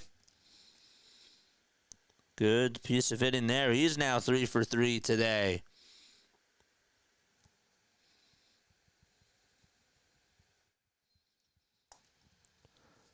That pitch was right down the middle, too. Too bad the table setters didn't set the table for Schwarber. Am I frozen? Don't tell me I'm frozen. 2 outs, top of the 5th. And Now Año de los Santos is warming up again. Am I frozen? And Snicker's going to make a move, and he's going to go to the bullpen.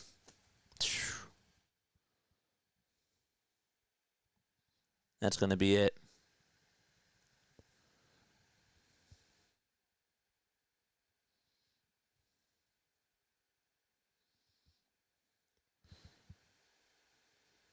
Kyle Cutlets.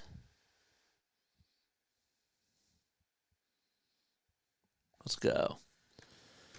No, I'm good. Let's go.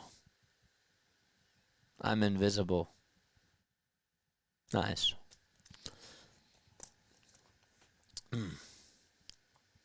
Not frozen.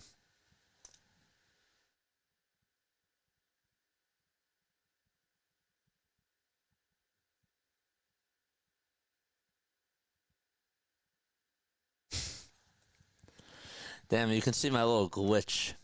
That's how you know I'm not frozen. Darn it. Tried to fool you.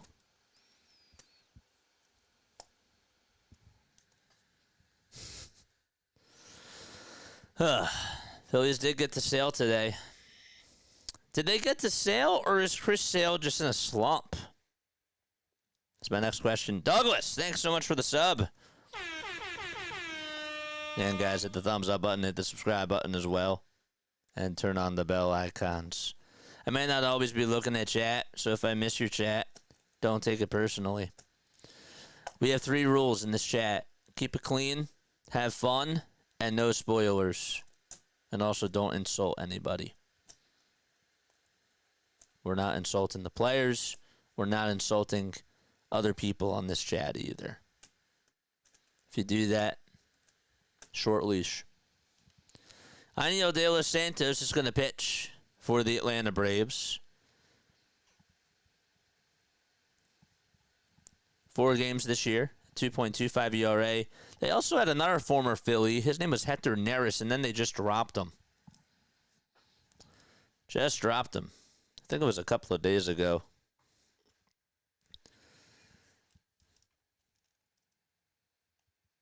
Phillies have the highest OPS versus relievers in all of baseball. 2 outs, top of the 5th. Sale only goes 4 2/3. The runner at second is still his responsibility. If he comes on in, that's an inherited run. The pitch. That's down for a ball. You're good. Just had to refresh. Scared me. That's one way to scare JJ. Is his screen frozen? That's how you scare JJ.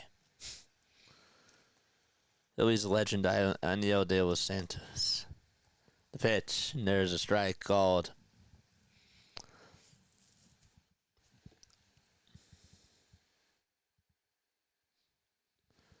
One ball, one strike to JT Realmuto. The pitch, that's taken at the kneecaps for strike 2. JT batting .240 in his career with 2 outs and with runners in scoring position. He does have 164 RBI, 14 home runs. The pitch to Realmuto, wide for ball 2.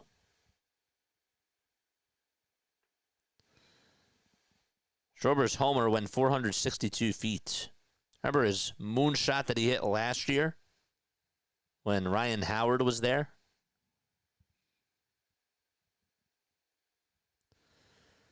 The pitch, low and away, and it's a full count. Don't forget to like and don't forget to subscribe. Mods, how many likes do we have? If you drop out, we'll know it's your laptop that blew up. Payoff pitch to JT, and he stays alive. He swung at ball 4.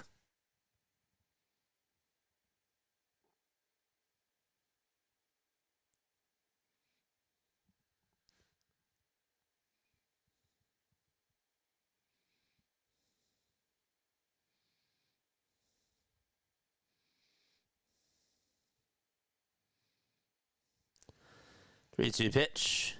There's another foul ball. I remember Hector. Hectic Hector. You're down with OPS. OBS, not OPS. OBS is the software. Open Broadcast Software, OPS.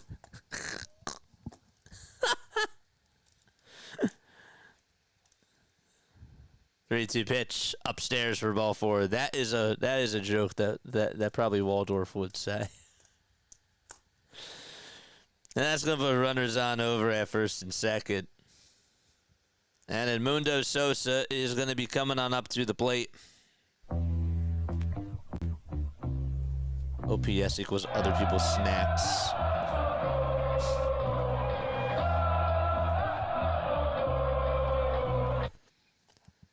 Two outs. The pitch to Sosa. Foul ball. No one remembers OPP.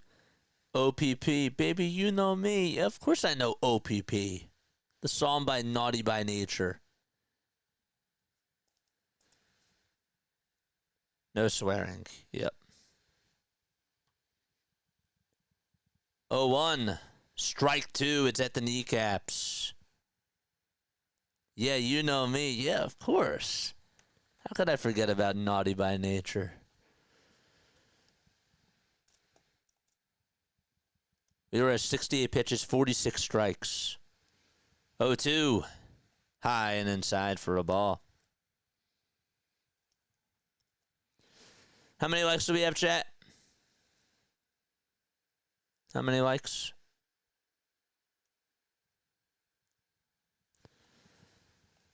De Los Santos stares back at second and now back to the plate, and the 1-2 is bounced in the dirt for ball two.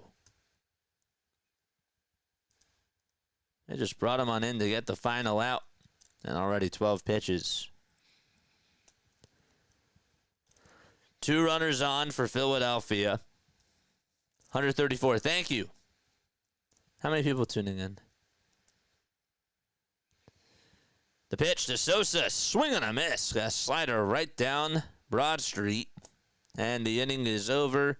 Phillies do get an insurance run from Kyle Schwarber. He is singled, he is tripled, and he is homered. We go to the bottom of the fifth. It's time for On This Day in Phillies History. 134 likes for 244 people tuning on in. Let's go, baby. Come on, we got to get to... I want us to get to 250 likes. I want that to happen. All right. You also have to remember, too, that some of these people that are tuning in are not human. They're what you call bots. So, got to watch out for that as well. 257 tuning in. I'm sure some of those are bots as well. We got On This Day in Phillies History. So today is April 8th. Okay. Did you know that in 1913, okay, the Athletics beat the Phillies 6-5 to earn the sweep in the 1913 City Series? Connie Mack's boys went undefeated that spring. Flash forward to 1969. Okay, here's something else. Don Money hits 2 homers and drives in 5 on opening day. His second home run was in the 9th inning, tied the game 5-5, and the Phils that day lost 7-6 to Chicago in the 11th inning on a homer by Willie Smith off of Barry Lurch. It's the only opening day walk-off win in Cubs history. The only one. And then last but not least, I'll do one more. Chase Utley in 2008 was hit by 3 pitches, which tied a major league record in a 5-2 victory over those New York Mets.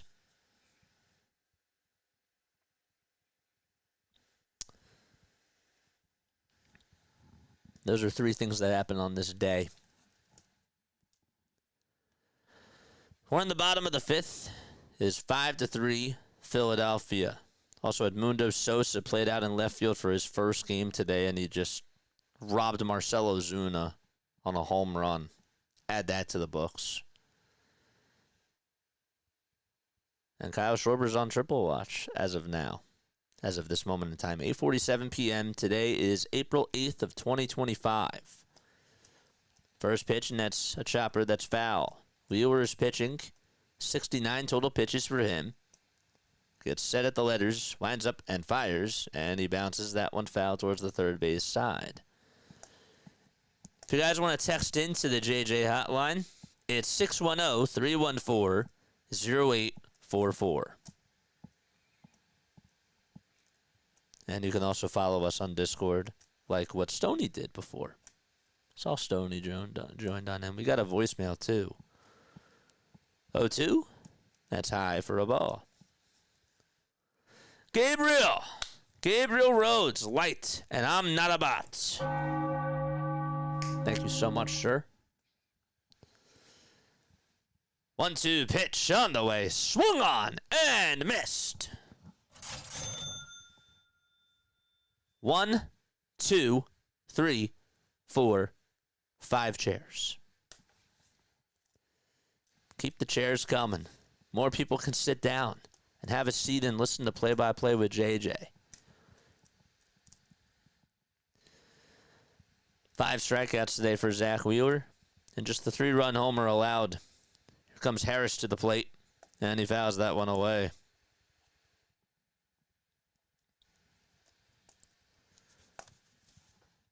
Phillies also play the Braves tomorrow, and on Wednesday, all are night games. Thursday, I should say. Pitch, ground ball, hit over towards Trey Turner, towards the shortstop side, and he bobbles it, and there's no throw over to first. That was a tough angle for Trey. It was sort of looped off the end of the bat, and they're going to rule that as an infield single, and rightfully so. I thought that he could have gotten a better chance to get it into his bare hand, but it would have been pretty difficult for him to throw him out. It went over Bohm's head, and then Turner backhanded it as he landed on the outfield grass.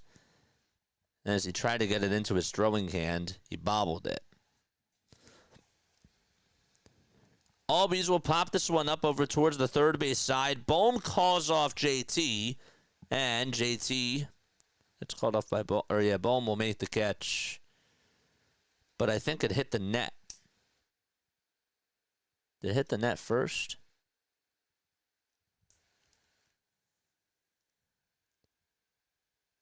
It's out number 2. And Ozuna's coming on up. Out number 2. Wow.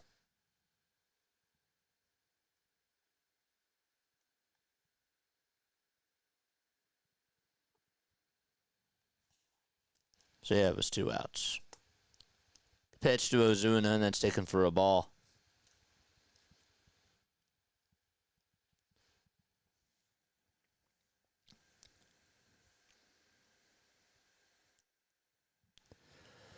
One 0 pitch. And that's fought off and hit over towards right field for a base hit. Harris is rounding second. He'll head on over to third base. And the throw is drawn over towards the first base side, and it goes over to home plate. So there's 2 singles. And really not like bad pitches thrown by Wheeler either. That thing sort of jammed Marcel and just put it on in a really good spot. So the tying run's over at first. 2 outs, bottom of the 5th, and 2 runners on.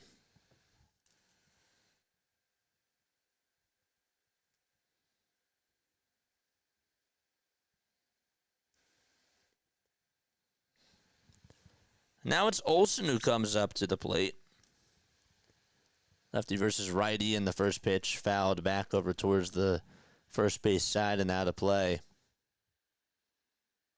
Olson's average is at .219. He's batting .228 in his career with 2 outs and with runners in scoring position. Lifetime-wise against Wheeler, 7 for 32. Not good stats. 0-1 pitch. Strike 2 on the inside edge.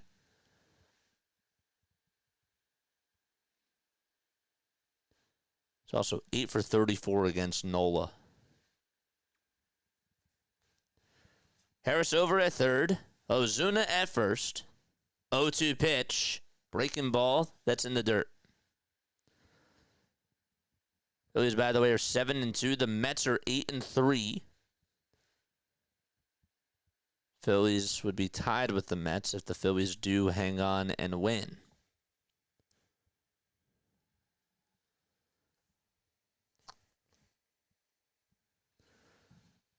Wheeler gets set at the letters, and he's getting ready to deliver from the stretch. Here it comes, the 1-2 pitch on the way. Swing and a miss!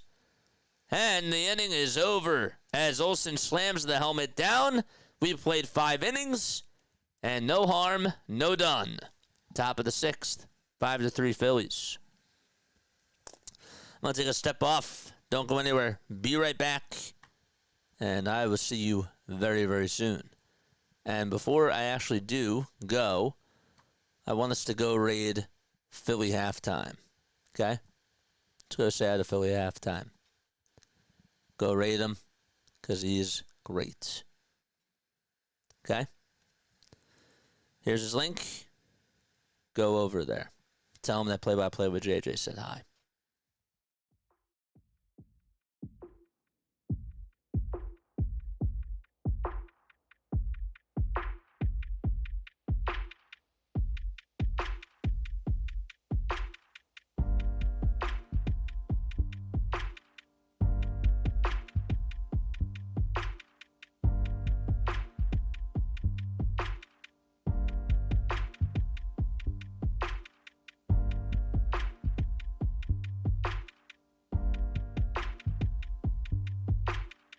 What is up, Dave? It's a play-by-play day with JJ Raid.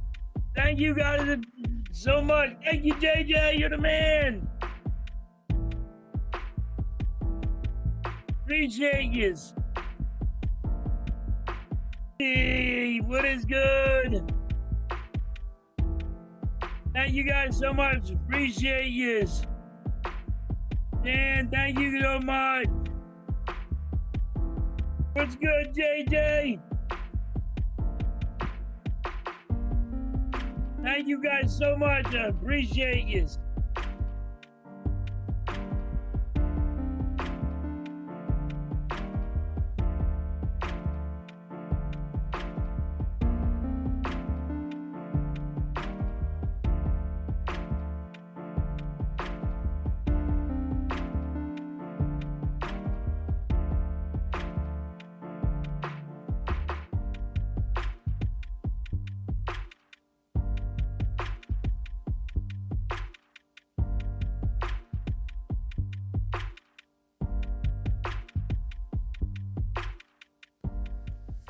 Bryson Stott's up to bat.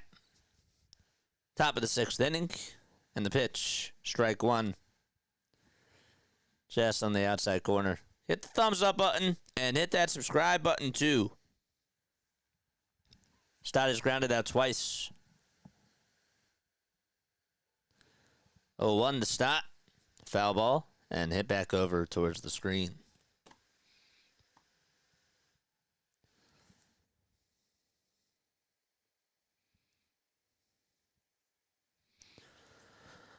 Nothing in 2 is the count to Stott. We're in the top of the 6th. Bases are empty. Nobody out. And the pitch from De Los Santos, ground ball, rolled over towards the right side. Olson has it and tags the bag for out number 1.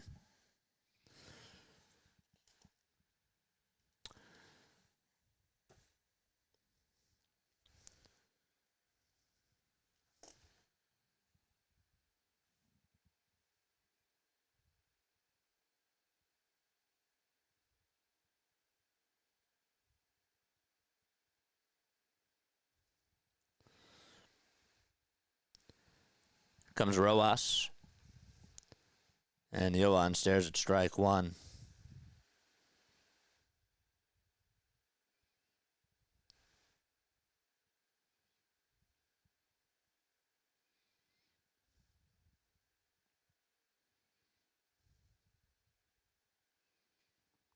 Has anybody ever, thought about, what really does go into making a baseball field?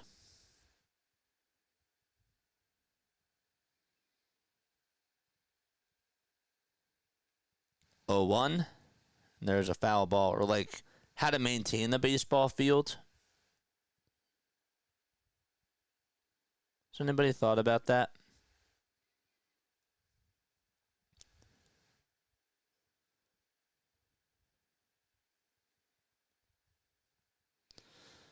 O2 pitch on the way, swing and a miss. And Rojas does strike out.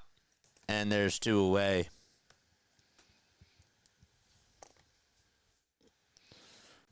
There's actually like a whole thing that shows you how to make a baseball field.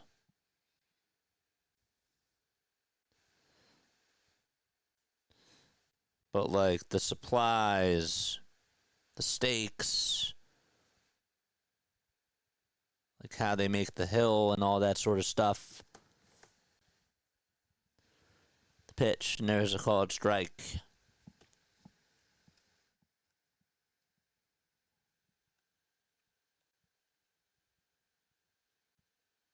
Nothing to 1 is the count. The pitch, swing and a miss.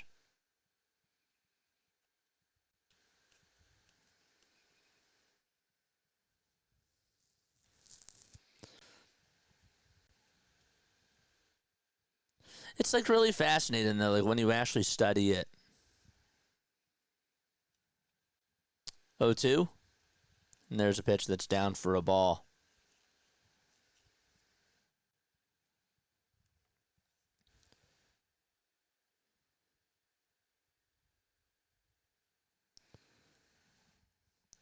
One-two pitch. That's low and away for ball 2.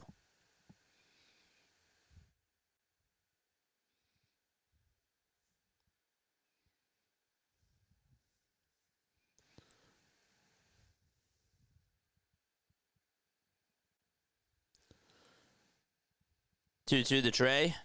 That's inside and high for ball 3.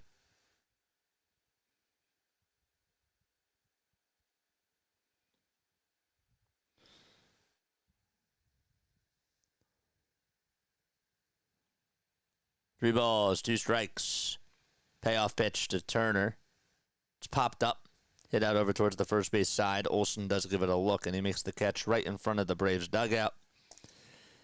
And the inning is over. 1, 2, 3 go the Phillies. Bottom of the 6th coming up. The grass line, which is where the dirt on the infield grass ends and the grass of the outfield begins, has no special significance to the rules of the game, except in Double-A minor league baseball, where all infielders must be on the infield dirt when the pitch is thrown as part of an experimental rule that they did during the 2021 season. I actually did not know that. It's really weird. We had to put lime down and do a lot of raking on our own practice field in high school. You put lime down? Huh.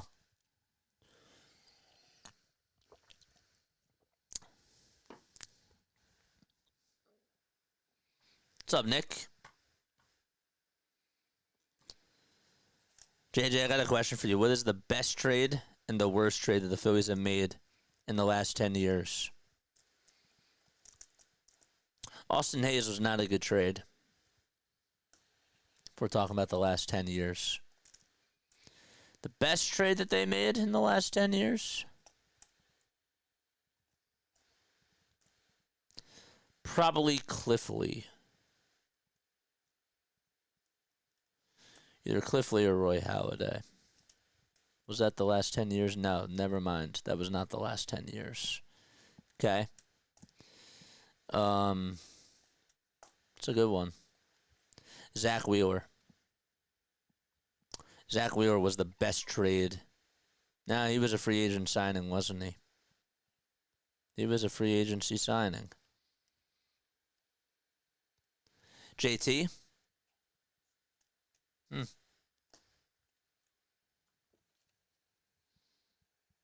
Yeah, JT. All my baseball days were played on a field like the Sandlot, so it adds a new hurdle for the game. Yeah.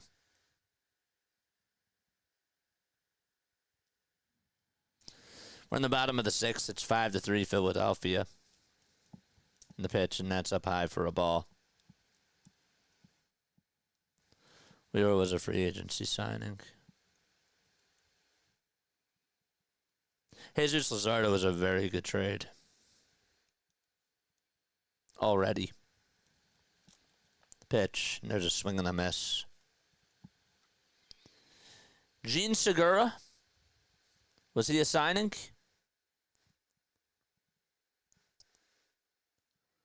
Worst trade was Lee pitching, and then had to be reacquired. I liked the Cliff Lee trade,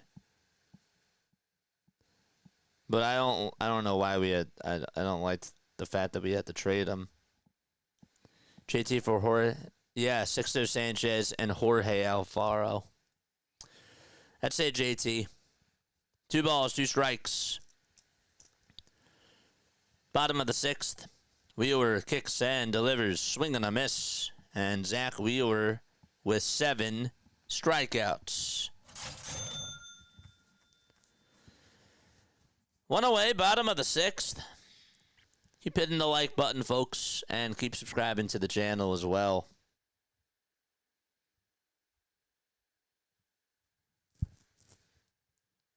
Wheeler's done a fine job today.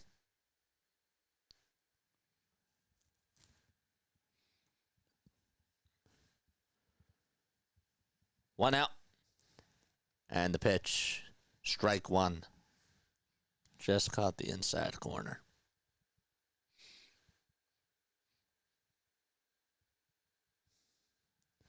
Got 238 people on here. Pitch. Line drive hit out towards left field, and Sosa's going to let it play on a bounce. Wouldn't have been able to get over to it. And there's a 1-out single allowed by Zach Wheeler. Now it's Jared Kelenic coming on up. 88 pitches for Wheeler. I would expect that this is probably going to be one of his last batters. This is easily going to be his last inning, you would assume.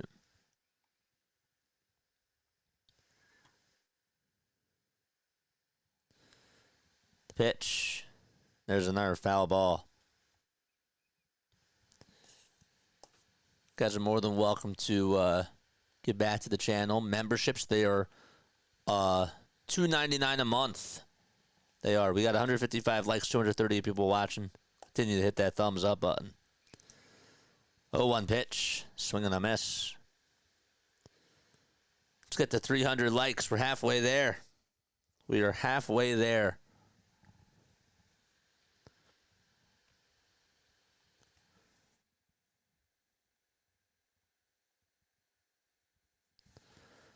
Oh, 2 pitch.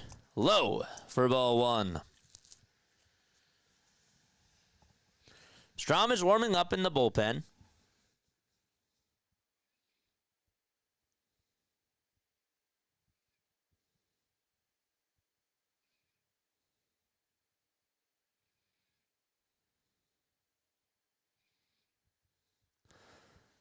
And the 1-2 pitch. Fly ball hit out towards right field. It's hooking foul, and thank goodness.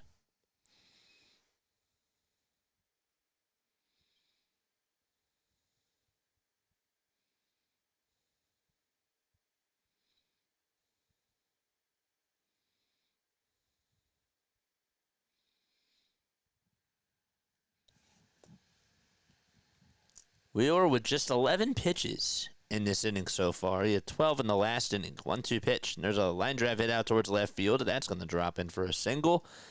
And so some traffic on the bases. And there's 1 out, and Kelenic has had Wheeler's number today. That's the 3rd time that he's gotten on base. And Sean Murphy is going to come on up.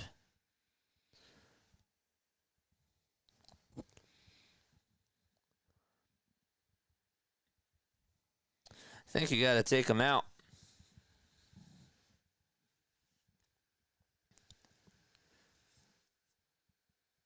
What would you do, chat? Would you take him out?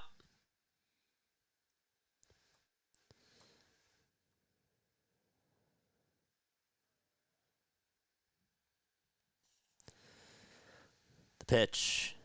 That misses inside for a ball.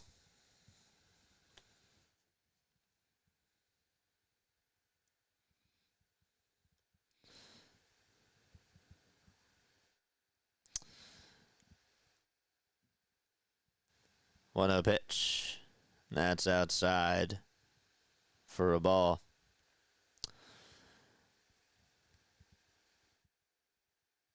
How about this? On this day 25 years ago, we got more cowbell.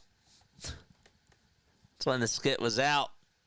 1-1, ground ball, base hit to left field. One run's going to score as the runner's going to round third and come on home to the plate. The throw is not in time.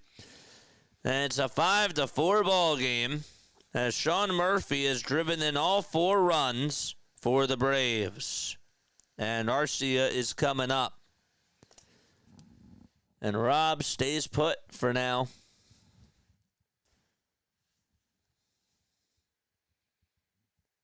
It's leaking oil.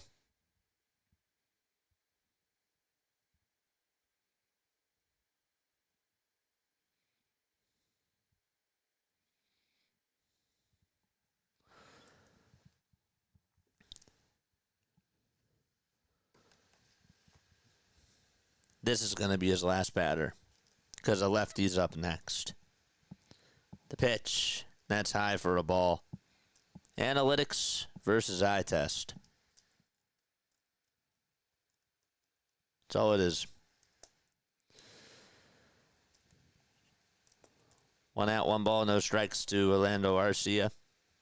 And the pitch on the way is a sweeper that's right down the middle for a strike. If he gets out of this, I will apologize.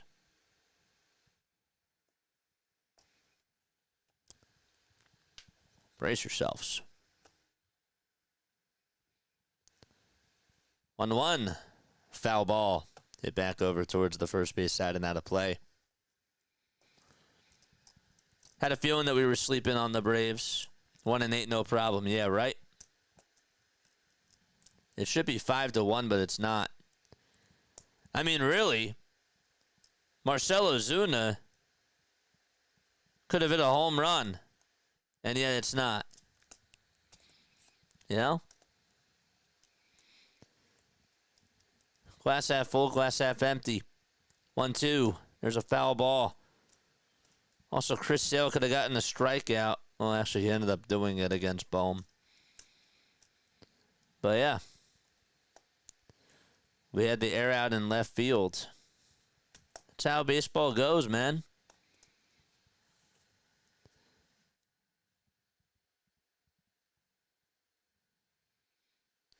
One, two.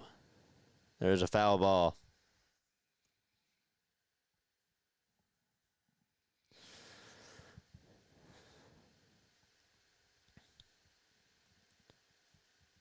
I'm happy that we don't play with robots. You know? Wouldn't be as fun. 1-2 pitch. That's high for a ball.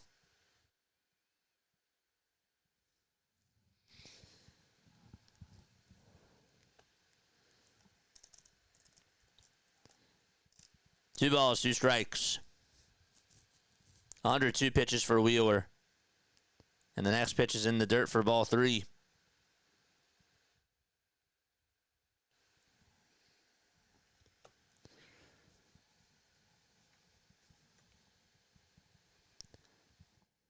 It's 5-4 in the bottom of the 6th. Harris waits in the on-deck circle. 2 runners on. Traffic on the bases. And the payoff pitch, high for ball 4. And Arcia does a little bat flip. And that's going to load the bases. And that should be it for Zach Wheeler. As Rob's going to walk out, make his move. And there's bases loaded with 1 out.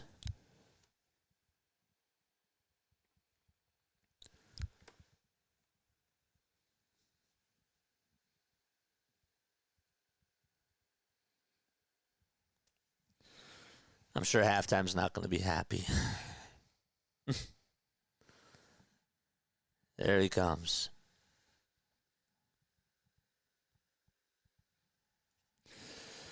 Oh, boy. Still plenty of baseball left to go in this one. Am I right? 17 hits already and 9 runs scored combined. Make sure you guys hit the thumbs up button and hit that subscribe button as well.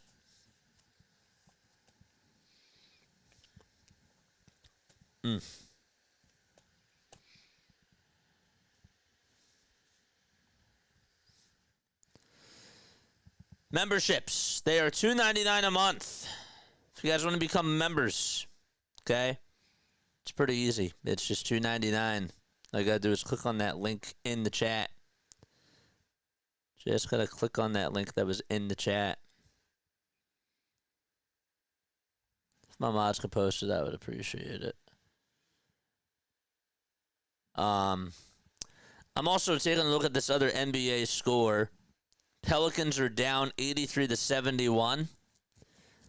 If the Pelicans win, the Sixers still have a chance to get the 4 seed. That's in the third quarter. So, still keeping our eyes on it. But just wanted to let you know that. Strom is going to pitch with the bases loaded.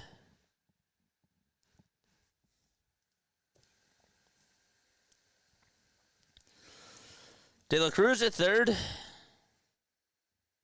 Kelenic is at third. Murphy's at second. And Arcia is at first. And it's Michael Harris who's coming up to the plate. Ozzy Albies is up next.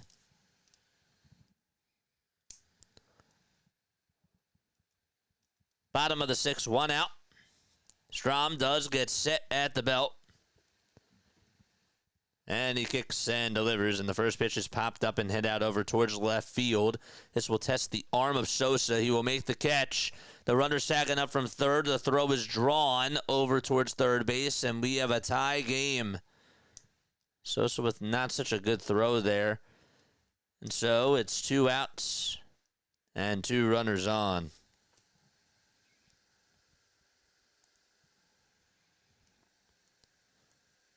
Five to 5.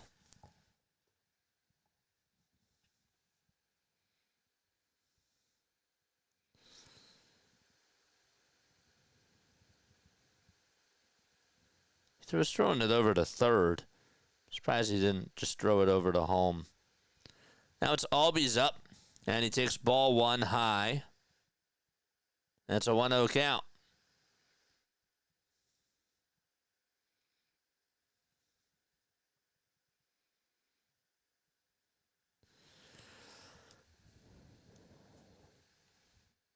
One a pitch. That was high, but it's a called strike.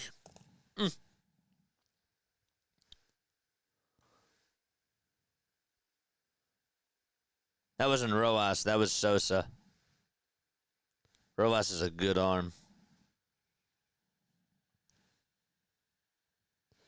That pitch was definitely high. Can you believe that Denver fired their head coach today? Like, they're going to the playoffs. And yet they fired their head coach. What are they doing? 1-1 pitch. Check swing.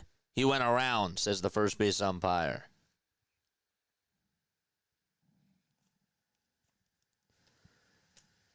Did I say Rojas? I'm sorry. I meant to say Sosa. Did I say Rojas? My bad.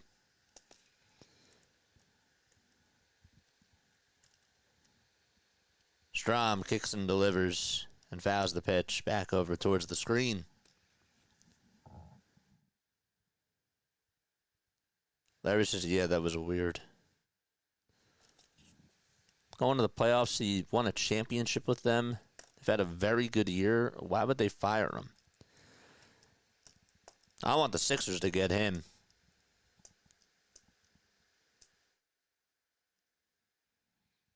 One-two pitch on the way. Swing and a miss. And Strom does get out of the inning. But the Braves do tie it back 5-5. Something behind the scenes that we don't know about. I just find it really weird because Taylor Jenkins was fired as the Grizzlies head coach, right? So that was kind of odd. And now we get this. Hey, Gabe, yep. All right, thanks for noticing, dude. Nobody else noticed it, but I'm happy you did. Ooh. Dodgers are down to their final 2 outs. Good for Strom.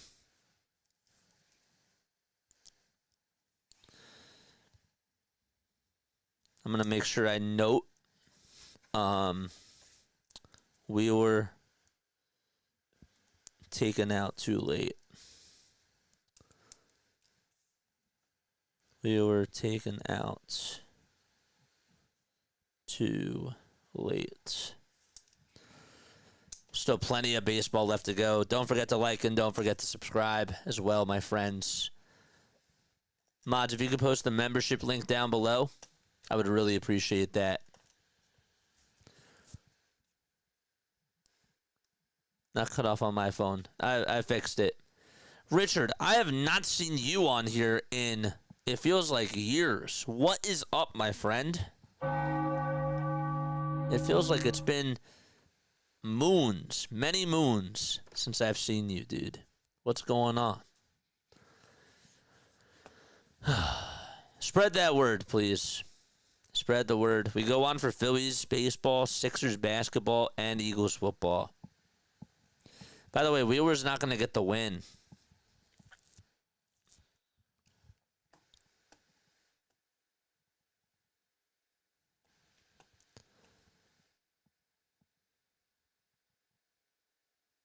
Everybody gets no decisions. At the end of the day, KGB, you know what I care about? Wins. That's all I care about. Schwarber needs a double to get the cycle. Dylan Lee's going to pitch. Hell, I've been sick and busy with my farms. It's all good. It's good to see you, man.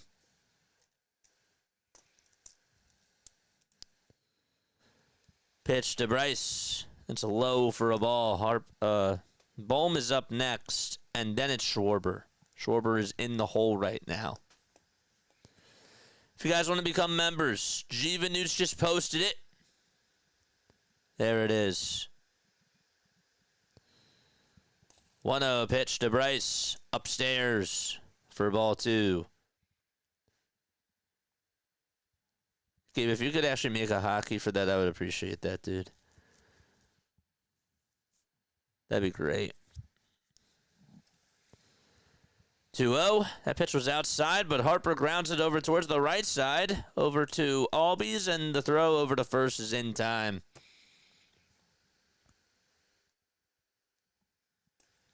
Thank you, same here.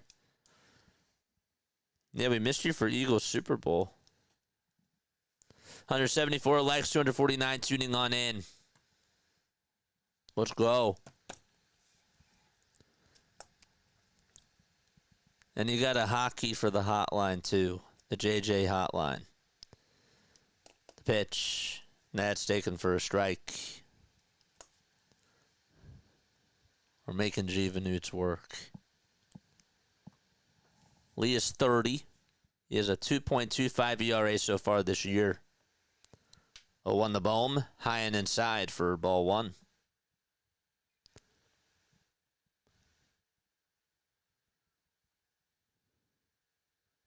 Last outing against the Phillies, he only went a third of an inning. And that was on September 1st. Struck out the only batter that he faced on 3 pitches. 1-1, foul ball.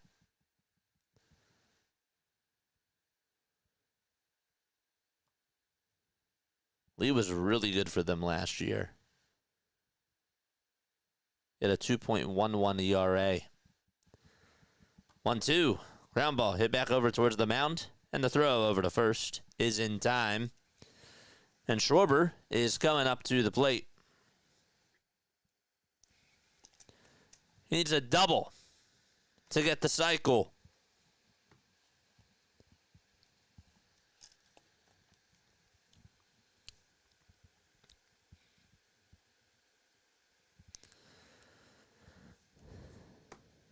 go, Kyle. Ohtani couldn't do it before. The first pitch to Schwarber is a slider. It's taken for a strike.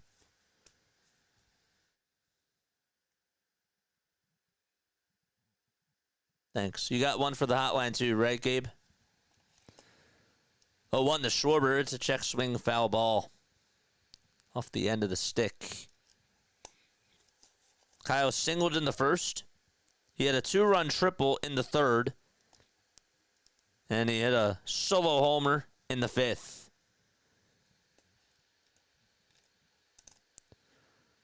The ball is in 2 strikes to Schwarber. Lefty versus lefty. And the 0-2 is a breaking ball that's low and away. Good. Perfect. If you could also put another one in there for hotline, I would appreciate that too. Hotline means the same thing. Oh. 1-2? That's low and away for a ball. Sorry about that. I'll fix that too when I get a second.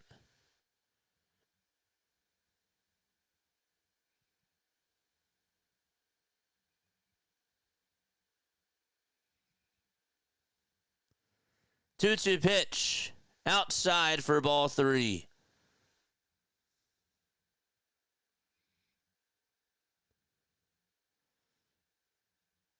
There you go.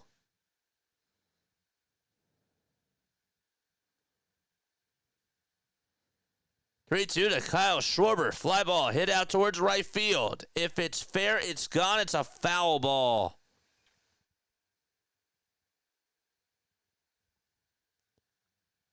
And it is.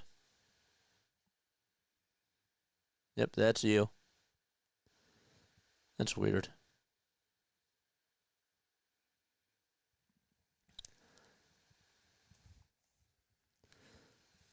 Payoff pitch to Schwarber, and it's down for ball 4. Another great at-bat by Kyle. He is locked in. And Snicker is going to make another move. And that is going to be it for Dylan Lee. And we will have another pitcher coming on in for Atlanta. Very good question. What didn't I do?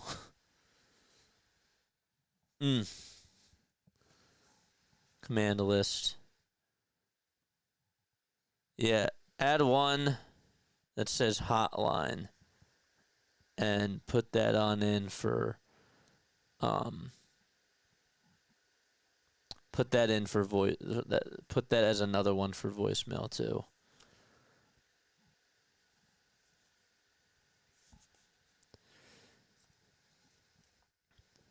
Game-winning RBI double for Schwarber and the cycle. That'd be bittersweet. And Alvarado for the save. Don't forget to like and subscribe, baby. Chat's gotten a little bit quiet. Let's go, baby.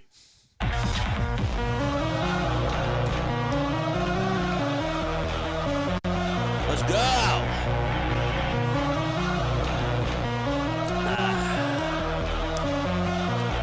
Wake up, baby.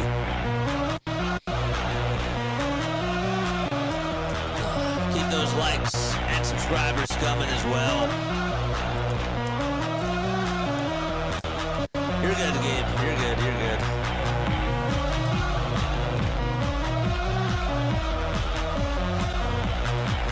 We're, 2.5 hours into this? Great. Very nice.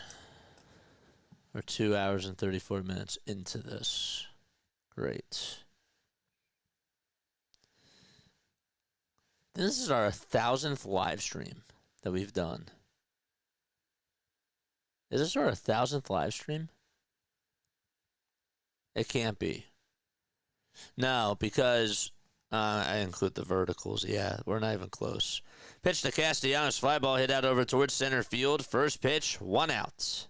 And that's the final out of the inning. And the inning is over. We go to the bottom of the 7th. before we could even introduce Hernandez. Just throws one pitch, and that's it. Stretch time out in Atlanta. Okay.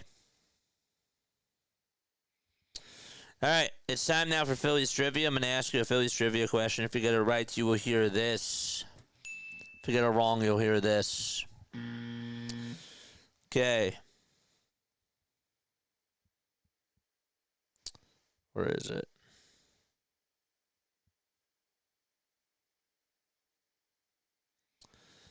Veteran Stadium.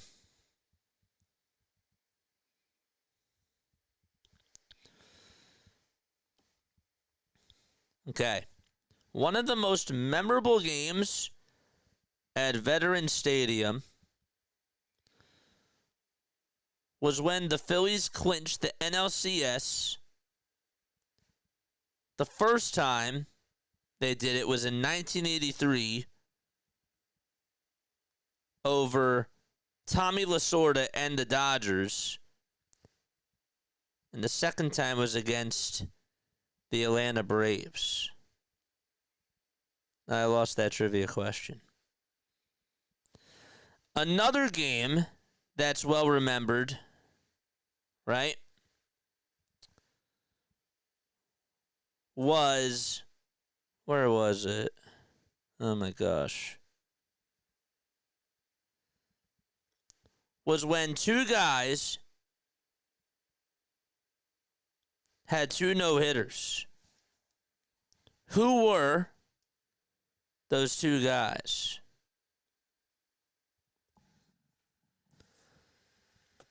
Phillies pitched two no-hitters at Veterans Stadium. Who were the two guys that pitched the no-hitters?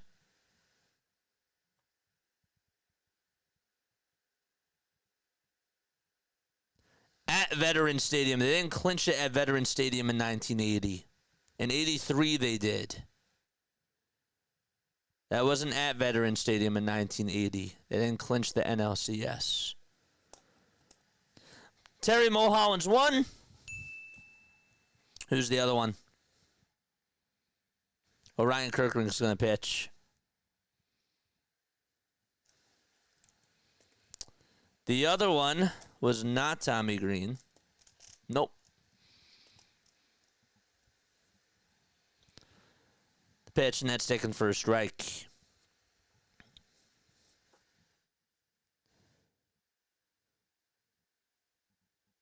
Steve Carlton, no. Millwood was the other one. Larry got it. Who did they face in both of those games? No balls, 2 strikes. And the pitch, and that's outside for a ball. Who did they face in both of those games?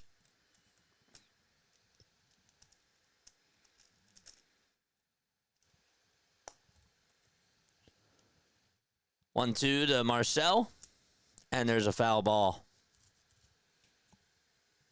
Wasn't against the Braves, Larry. Nope. The Marlins? Nope. The Dodgers. 1-2 pitch, and it's down and away for ball 2. It was the Giants. It was the San Francisco Giants. David is correct. Both of those guys that pitched those no-hitters were against the Giants. Mulholland's no-hitter was on August 15th of 1990 against the Giants, and the other one from Millwood was on April 27th of 2003. 3-2. That's outside for ball 4, and Kirkring already allows a leadoff walk. And now it's Matt Olson coming up to the plate.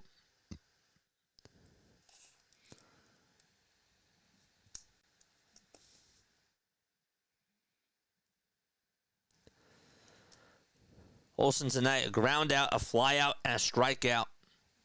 And he stares at a sweeper that misses outside for ball 1. Would you have went to Orion here?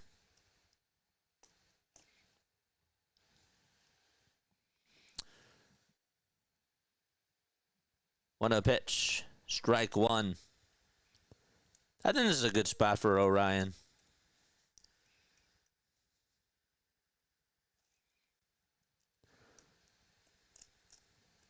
The 1-1. Just outside for ball two. Long game. It's 2.5 hours. Game started at 7:15. 2 hours, 15 minutes. 2-1 pitch. And it's a wild pitch. It gets away from JT. And the go-ahead runs over at second.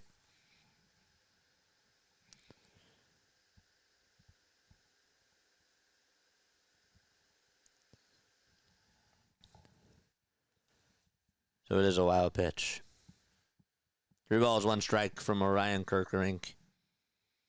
Gets set at the belt. And the pitch. Foul ball just landed off at the end of the bat of Olson's.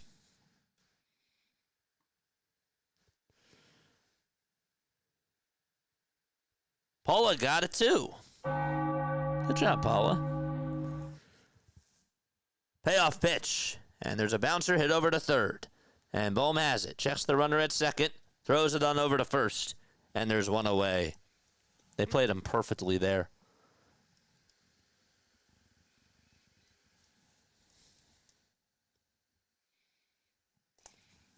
$269 watching and only 179 likes. Got to get to 300. That's the only way we're going to get it to 300 is if it goes into extras. Comes Riley. And that's a ball, according to Stu Sherwater.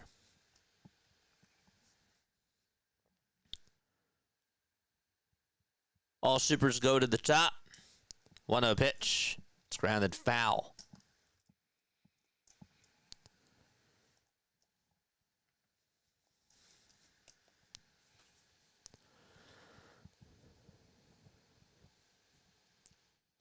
Twelve seconds left on the pitch clock. Kerkering stares back at second and now back to the plate and fires, and it's fought off.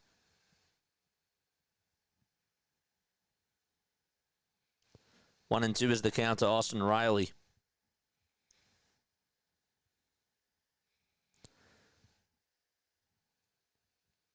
Pitch. Line drive hit out towards right center field, and the Braves are going to take the lead as Ozuna's rounding third. He'll come on in to score. And it's an RBI go-ahead double by Austin Riley with 1 out in the bottom of the 7th.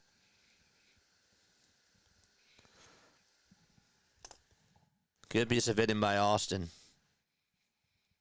See where this pitch was. Yep. Just over the plate. And Riley got it off the end of the bat. Got a good piece of the barrel on it, really. And 6-5 Atlanta. And Caleb Cotham is going to have a conversation with Orion here.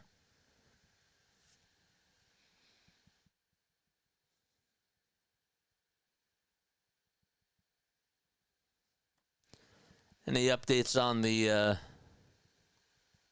New Orleans game? Pelicans are down by 15. There's still 6:22 left. Okay.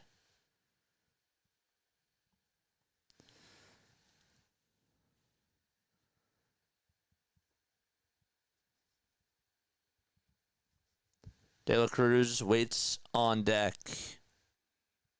Or is up to bat now, I should say. That's the first run that Orion has allowed this year. The pitch, that's a strike. It's the first run that he's allowed since October 6th. 0-1 pitch. Ground ball rolled over towards shortstop. Turner has it, throws it over to first. Good extension by Harper. And 2 away.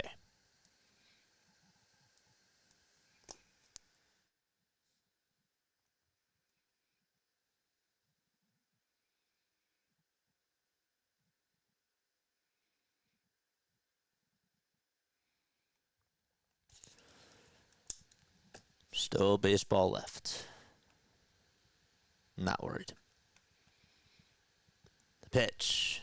There's a strike. taking at the kneecaps to Jared Kelenic. He's had her number today. 0-1. The pitch. Inside. 28 more subs, so we get to 5,300. Let's keep going.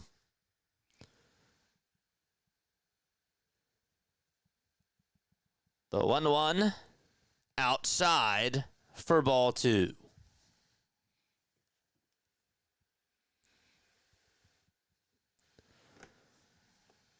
Two balls, one strike. Kirkering looks back at second. And back to the plate, back to second again. And throws it outside for ball 3.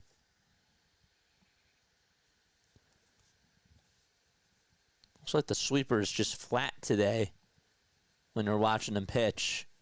He'll get set the belt again. And he throws the sweeper just a little bit down for ball 4. And that's the third time that Kelenic has walked today.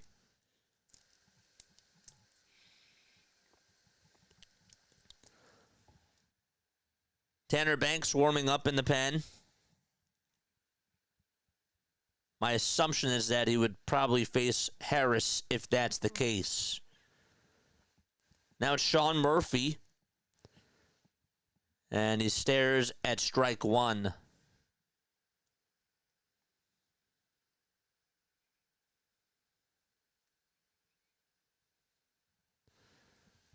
0-1 pitch. Strike 2. Right down the middle. It was a fastball.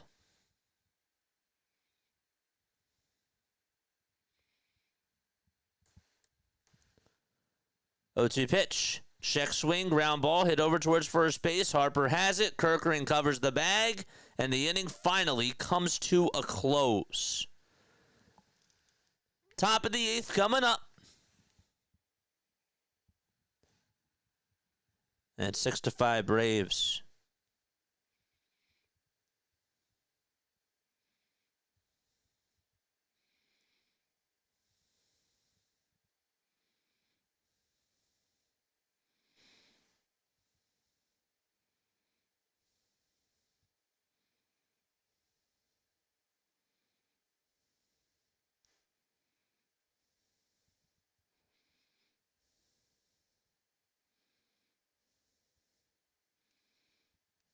Okay.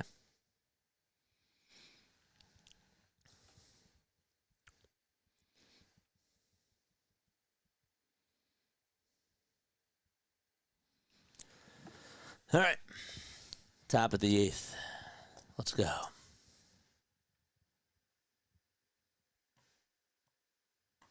If we lose, it's on Rob tonight. Yeah, we'll talk about it.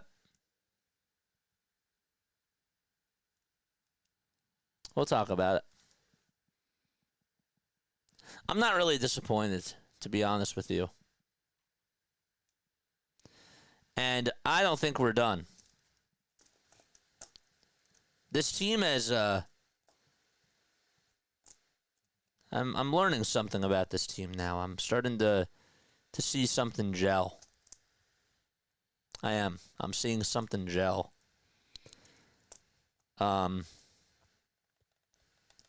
My complaints are still valid about Rob Thompson. But I'm not going to be mad if we lose this game. I'm really not. Come on here and talk to me. If you guys want to. But I'm being a little bit level-headed today.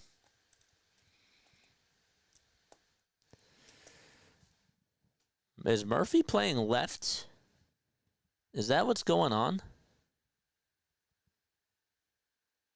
Oh, Eli White's playing left now for Brian De La Cruz.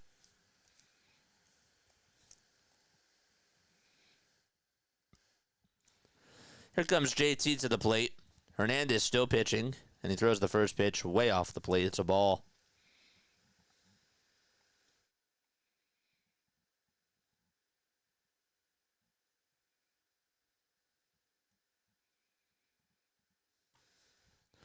I'm with you there. Oh, I'm totally with you there, hardcore. Pitch. There's a called strike. I'm with you.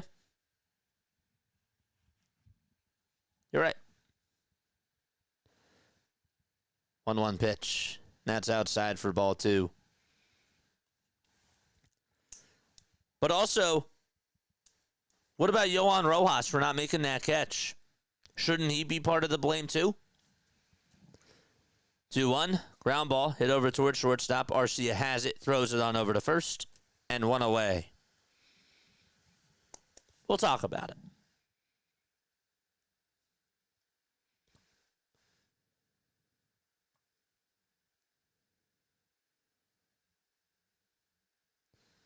Just be nice. Just be nice in the chat. We can disagree. Play cool.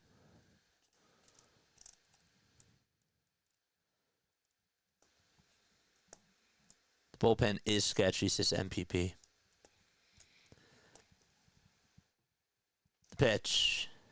Nats on the outside corner at the knees for strike 1. Hey, Larry, OPP. You know, yo, MPP. 0-1. Nets in the dirt for ball 1. All right, let's wake up, chat.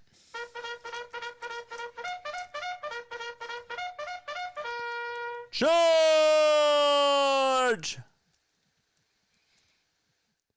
1-1 delivery, just low.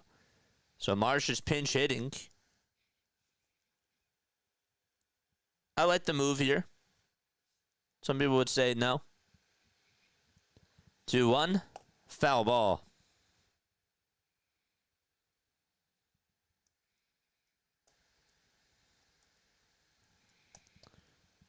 It's 2 balls, 2 strikes to Brandon Marsh. Nobody's on base. And there's 1 out. And the pitch to Marsh, swing and a miss on a high fastball. He's down on strikes. And Bryson Stott is going to be coming on up to the plate.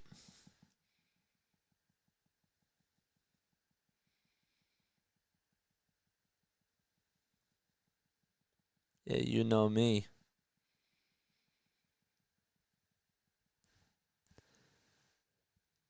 Pitch to Stott. That's a called strike.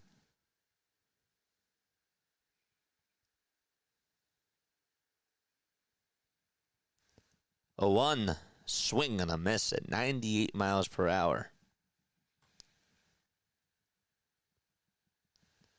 Isbel Hernandez had a 6 ERA coming into today, but did good in his first 3 outings, just not so good in his last outing. That was against the Dodgers. The pitch, way up high. 25 more subs till we get to 5,300. 1 to the Stott, swing and a miss. Good morning, good afternoon, and good night. And we go to the bottom of the 8th. Phillies trail 6-5.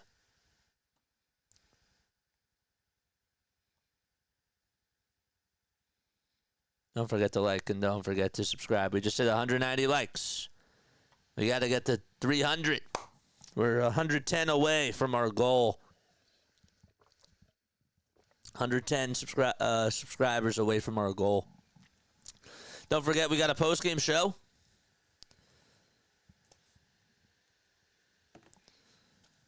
We do. We got a post-game show. If you guys want to come on here and if you want to come talk to me, you're more than welcome to do so. All right? Yeah. Yeah. We'll talk about some more stuff. How do we get here, JJ? In case you are just tuning on in, I'll tell you this. Okay, the Phillies, it's been a back-and-forth game, to be honest with you. Both teams have 9 hits. The Braves have scored 6 runs. Phillies have scored 5 runs. Chris Sale went up against Zach Wheeler today.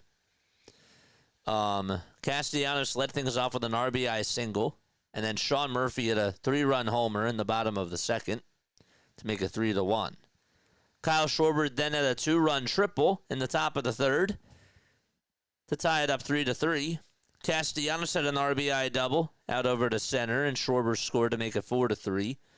Then Schwarber homered to make it 5-3 Philadelphia in the top of the 5th. Sean Murphy would then get a RBI single in the bottom of the 6th, and then Harris would tie it up 5-5 on a sac fly in the bottom of the 6th. And Riley gave the Braves a 6-5 lead in the bottom of the 7th on an RBI double that would score Marcell Ozuna. That's all your scoring for today so far. So, we're going to the bottom of the 8th. When the Phillies are up in the top of the 9th, they will have 9-1-2 due up in the batting order. They've gotten no production today from 6 to 9.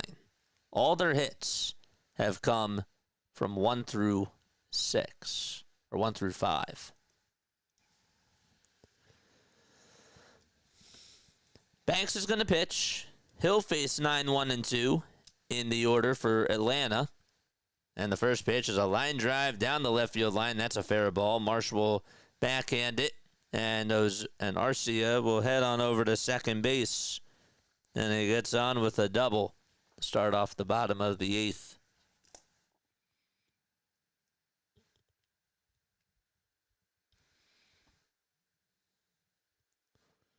Need just 5 more. All right.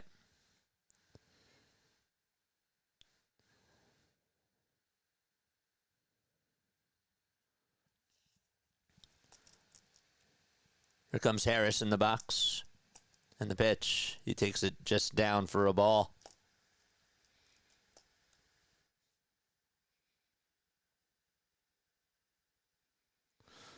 They always play hard. They do. Both of these teams. It's pretty much what I expected it to be. 1-0. And Michael Harris tries to bunt, and the ball does roll foul. And he has to go back to home plate. Nice logic, Rob.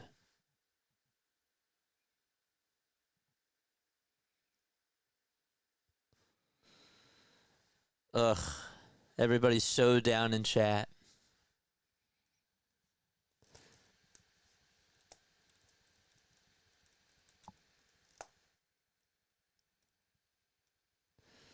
One ball, one strike. Banks looking back at second and now back to the plate. And Harris will bunt this one fair over towards the mound to throw over to first. Good throw by Banks. And Harris does his job and gets the sacrifice bunt down. And RC is now over at third.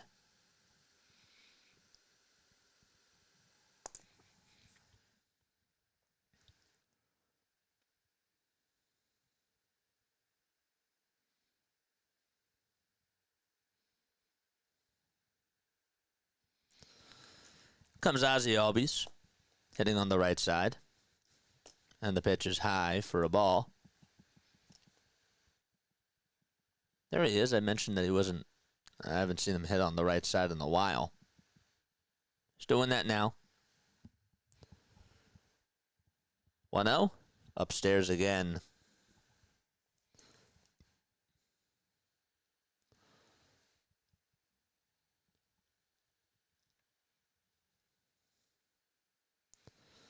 Two balls, no strikes. Banks kicks and deals. And it's high again for ball 3.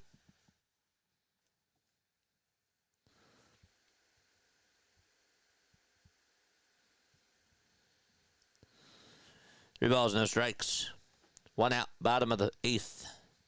3-0 pitch. And that misses high for ball 4. And they'll put runners on over at the corners.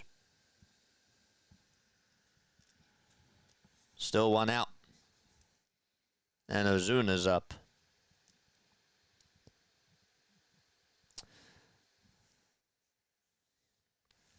And we're going to have time called here.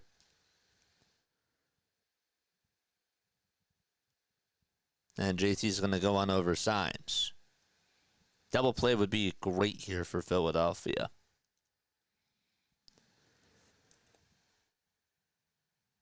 All we ask is to play nice and chat.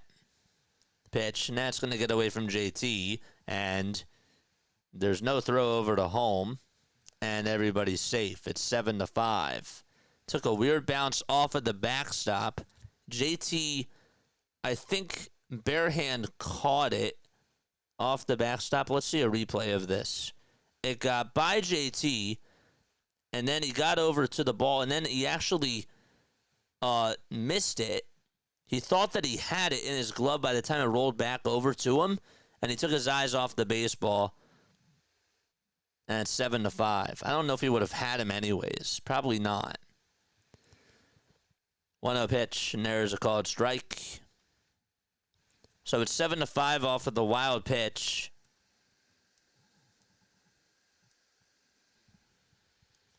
That also gets rid of the double play as well. 1-1.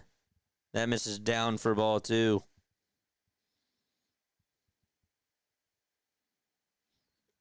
Nets just beat the Pelicans. So that sucks. Banks stares back at second and takes a quick step off the mound.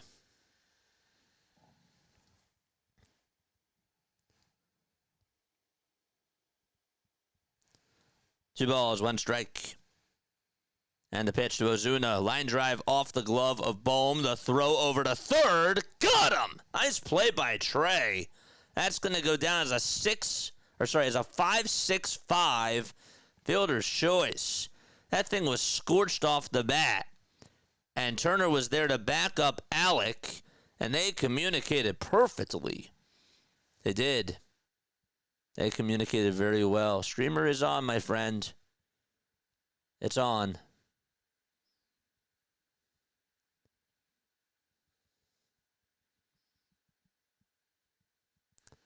Nice play. Good play by Trey. Really. 2 outs and a runner on over at first. 5-6-5. Fielder's choice. Comes Matt Olson. And he takes ball 1 wide.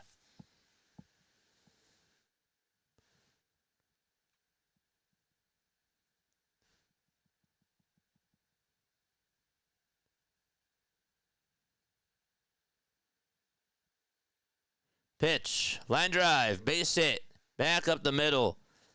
And so there's runners over at first and second. And Olson gets on with a single. And Austin Riley's coming up to the plate.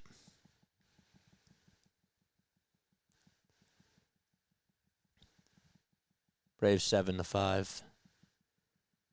Thanks, chat. If somebody's asking the question and I don't get to it, just answer it for me if you can. Comes Riley to the plate, then he stares at strike 1, even though it was a little bit high. Iglesias is warming up in the bullpen. Know that Harper has had a lot of success against that guy. 0-1. There's a foul ball back over towards the screen. Curious to see who's going to pinch hit for Rojas in the bottom of the 9th.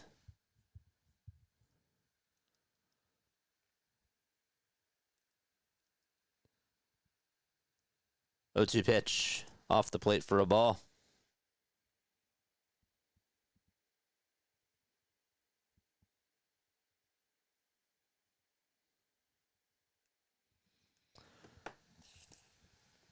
Banks kicks and deals, and the pitch is taken in the dirt for ball 2. Riley tonight 2 for 4. He doubled, but really that was the error on Johan Rojas. Also struck out twice, and then he gave the Braves a 6-5 lead on the RBI double in the last inning. 2-2 pitch. Fouls it right off of his foot.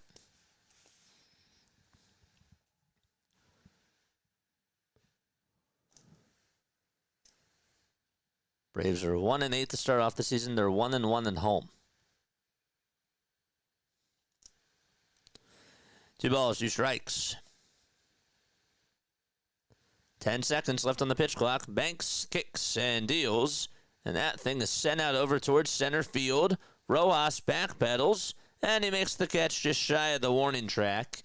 The inning is over. The Braves, they get an insurance run thanks to a wild pitch. And it's time to go to the ninth inning. 9-1-2 due up in the batting order for Philadelphia. Okay. Hit that like button, folks, and hit that subscribe button as well. After the game is over, we will be having a post-game show. And I hope to see you guys on there. I really, really do. Let me make sure that I got this up and running.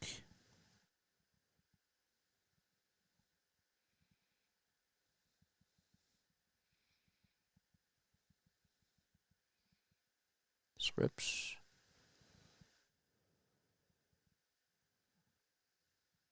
Okay. Good. My name is Jason Joseph. This is Play-by-Play with JJ. Appreciate each and every one of you for being on here. Game is over. Love the negative stuff. It ain't over, man. We play 27 outs, and that's how it goes. And we're only down 2. And we've actually had some success against Raisel Iglesias. So. Didn't see it, but JT isn't good at blocking pitches in the dirt.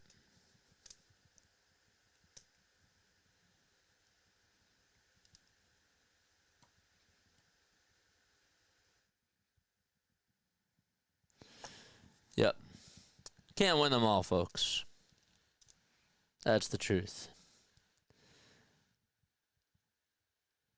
The thing that's concerning, and again, like we'll talk more about it in the postgame, this bullpen is a problem. The way that Rob managed the bullpen today was a problem.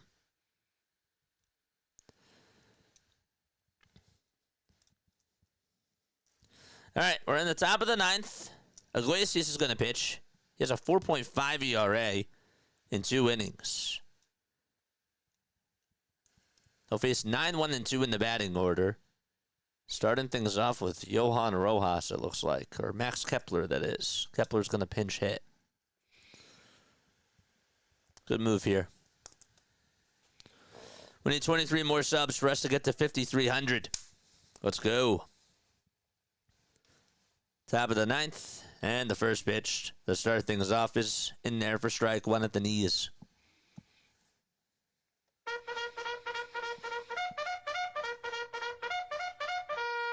Charge.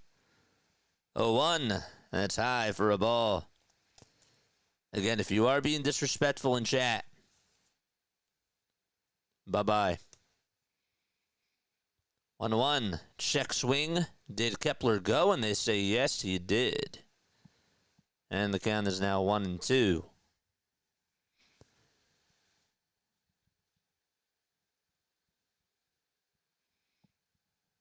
Max is going to step out. Just batting 179 on the season. He's pinch hitting for Johan Rojas. Iglesias comes set and delivers the pitch. And there's a fly ball hit out towards right center field. And on the run to make the diving catch is Kelenic. Oh, that was an incredible catch by Jared Kelenic. And there's one away.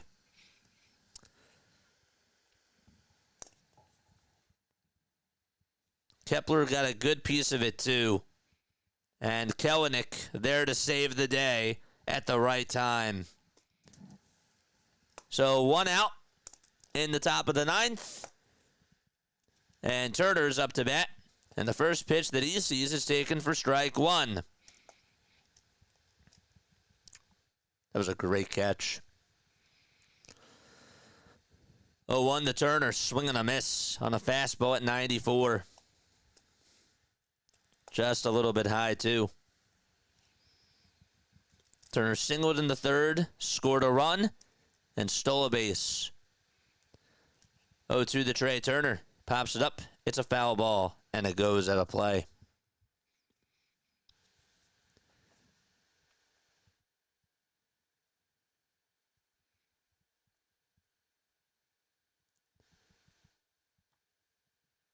Trey 3 for 6 against Iglesias. Stares at the pitch that's low and away for a ball.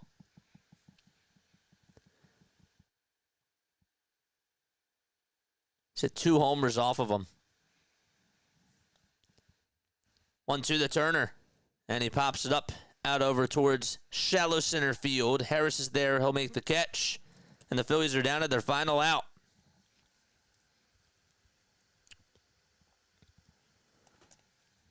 And it's all up to Bryce Harper, who has just owned this guy.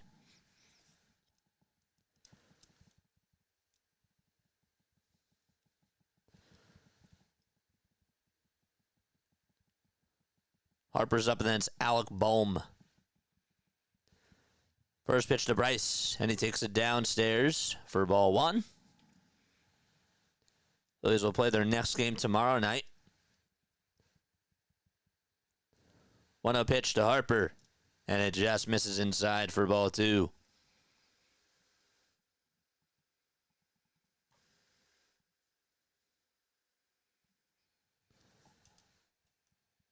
Two-0 pitch. Low and inside for ball 3.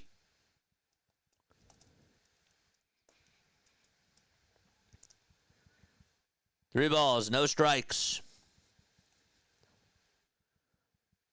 Stop signs in the chat. 3-0 pitch to Harper outside for ball 4, and the tying run is coming up to the plate. He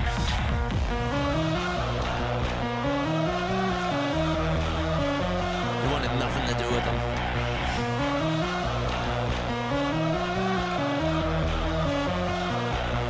Let's go, Bohm. Let's go, chat. Come on. Iglesias with the first pitch, way up high and inside for ball 1, and Harper is at second now in the defensive indifference.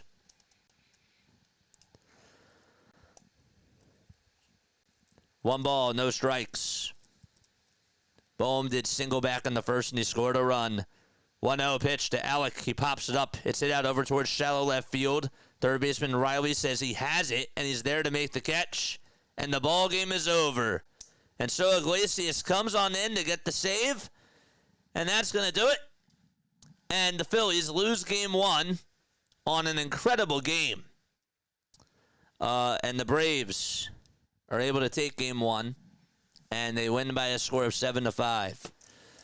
All right. If you guys aren't going to stay on for the post-game show, that's cool. Okay? You're more than welcome to hit the thumbs up button on your way out. Right, Iglesias does get the save. I'm trying to see who got the win today for Atlanta.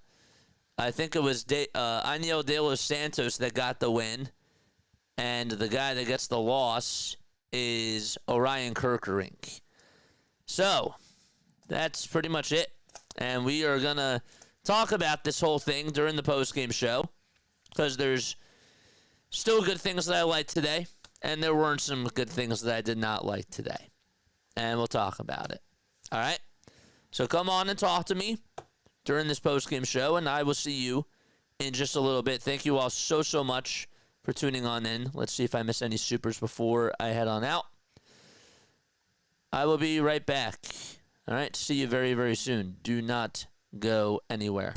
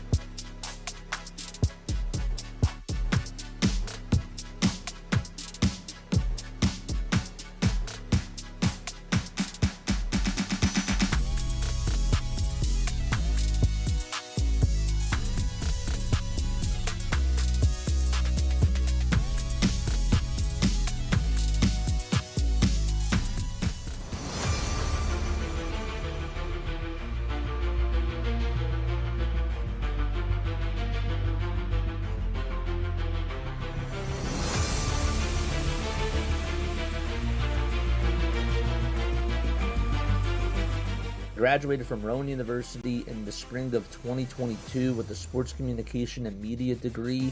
I got to actually call minor league baseball and G League basketball games while I was in school. And then I graduated, and as soon as I graduated, I went to NFL Films in Mount Laurel, New Jersey. And as much as I loved that experience, I miss putting on the headsets. I decided, you know what, talk is cheap. I have a laptop that's in my house, and so 21 months later, here we are, still on YouTube, calling games and building an incredible, loving community on here with the people that I call my Philly freaks with a capital P and a capital H. We go live for every single Phillies, Sixers, and Eagles game, and we do it like old school radio play-by-play style. I'm Jason Joseph, and this is Play-by-Play with JJ. I showed a swung on, barreled out to right field. Bye-bye baseball. That baby is long gone. All right. I will get to all your thoughts, and we'll talk about this game, because this game was just like damn, okay? It was a stinger, and it came down to the wire, but, you know, did we blow a lead a couple times? Yeah, we did. And we'll talk more about it, okay? Hit that thumbs up button. Hit that subscribe button as well. Make sure that you turn on those notification bell icons too, and that way you'll know when we go live. And yeah, if you guys want to come on and talk to me on Discord, you're more than welcome to do so.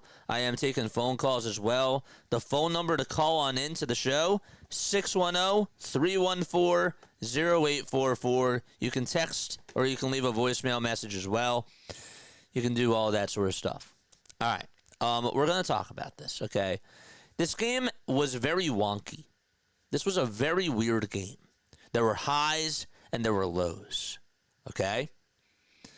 Zach Wheeler, we'll get to his performance. This did not go how I expected it, but this was a classic Philadelphia Phillies, Atlanta Braves type of a game. It was, okay? You had dramatics. You had a thriller. Like, this was, if we come out on top of this, we're feeling so high. We're feeling so good about this type of a win. But we're on the other side of it. And so we lost. I can't blame the offense on this one today. I'm not going to go there. Were there some at-bats that I would like to have back? Absolutely. 1,000% there were. I thought it was funny how the bottom of the order really has been carrying you throughout this whole entire season. And yet, today was the top of the lineup. And really, the 4 and the 5 hitters today that did all the damage. Casty and Schwarber combined were 6 for 7 today. And yet, still wasn't enough. It still wasn't enough. And you couldn't get that W today. Edmundo Sosa had a phenomenal catch. I'm going to get to the good first.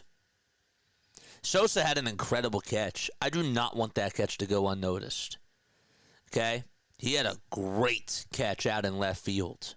That thing was awesome to watch. There's not a lot of guys that have taken away home runs like that on this team. And he did that. Last time it happened was Cal Stevenson. He did it last year. Marsh and Rojas did it too, I believe, at one point. But that was a great catch. He brought that thing right back on in, and that was awesome to watch. Okay? I'll take that as a positive. The negative, I'm staying on the positives first, and then I'm going to get to the negatives. Schwarber and Castellanos were great today. I thought that they had really good at-bats. I loved how in the first inning we were able to take on Chris Sale, and we got to him early. Like, that was the goal for me, was to get to Chris Sale early on. And so Turner strikes out on 6 pitches. Harper strikes out. And then we get these 2 out base hits from Bohm, Schwarber, and Castellanos. I liked that.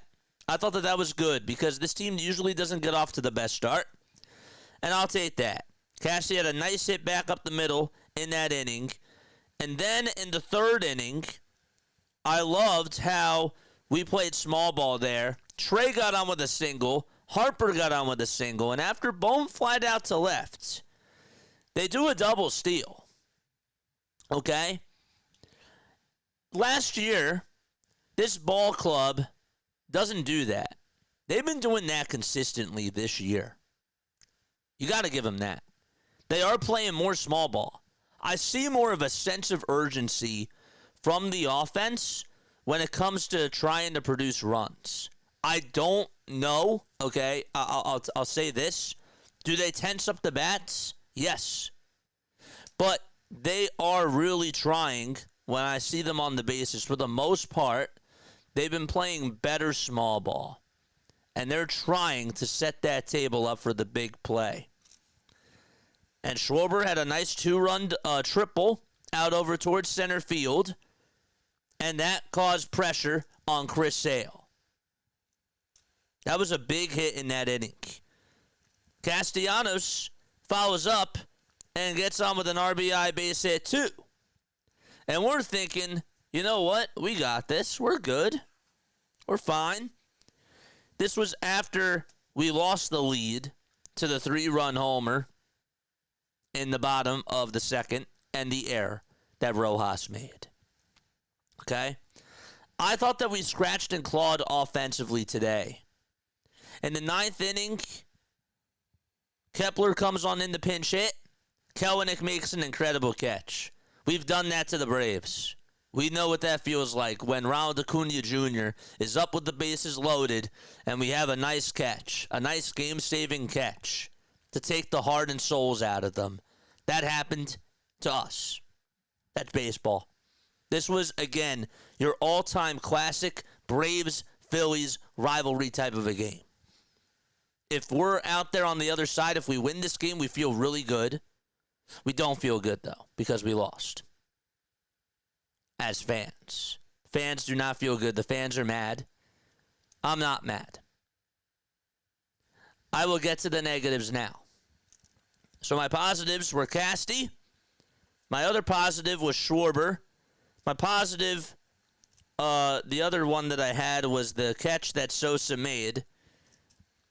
That was all nice.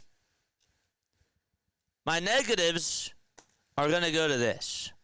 I'm first going to go to Johan Rojas, number 1. Rojas has made really good catches. He's made fantastic plays as a defensive center fielder. He had a blunder. He had a mental mistake.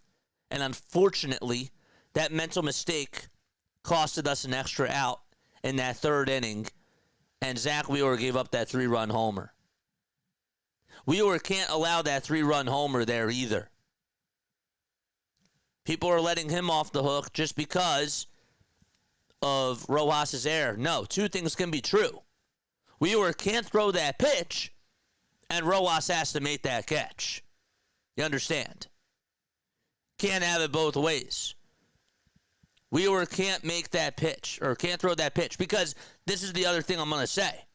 If Aaron Nola did that, and the defense did what they did, if Rojas did exactly what he did, and Aaron Nola does that, Aaron Nola gets all the blame. So you got to keep it both ways, is what I'm saying. Aaron Nola still gets hate if Rojas makes that error. Wheeler, not so much. And it should be both ways. So, Wheeler cannot make that pitch there. It was a hanging slider that was out over the middle of the plate, and Sean Murphy got a hold of it. Okay? He also walked Kelenic too, and that was also not a good thing either. My favorite saying in sports, it's not really my favorite, but I still come back to this for some reason, is a walk is a pitcher's worst nightmare.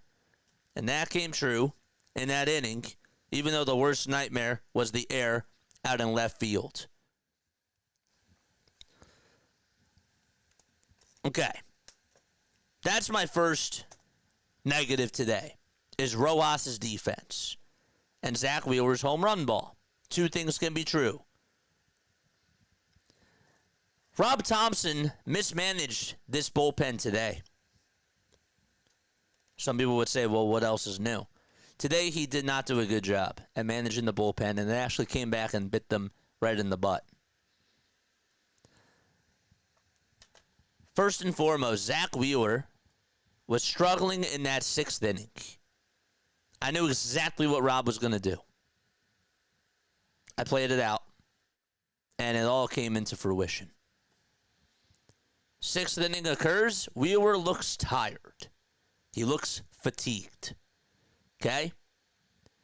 After getting Riley the strikeout, he gives up a single to De La Cruz.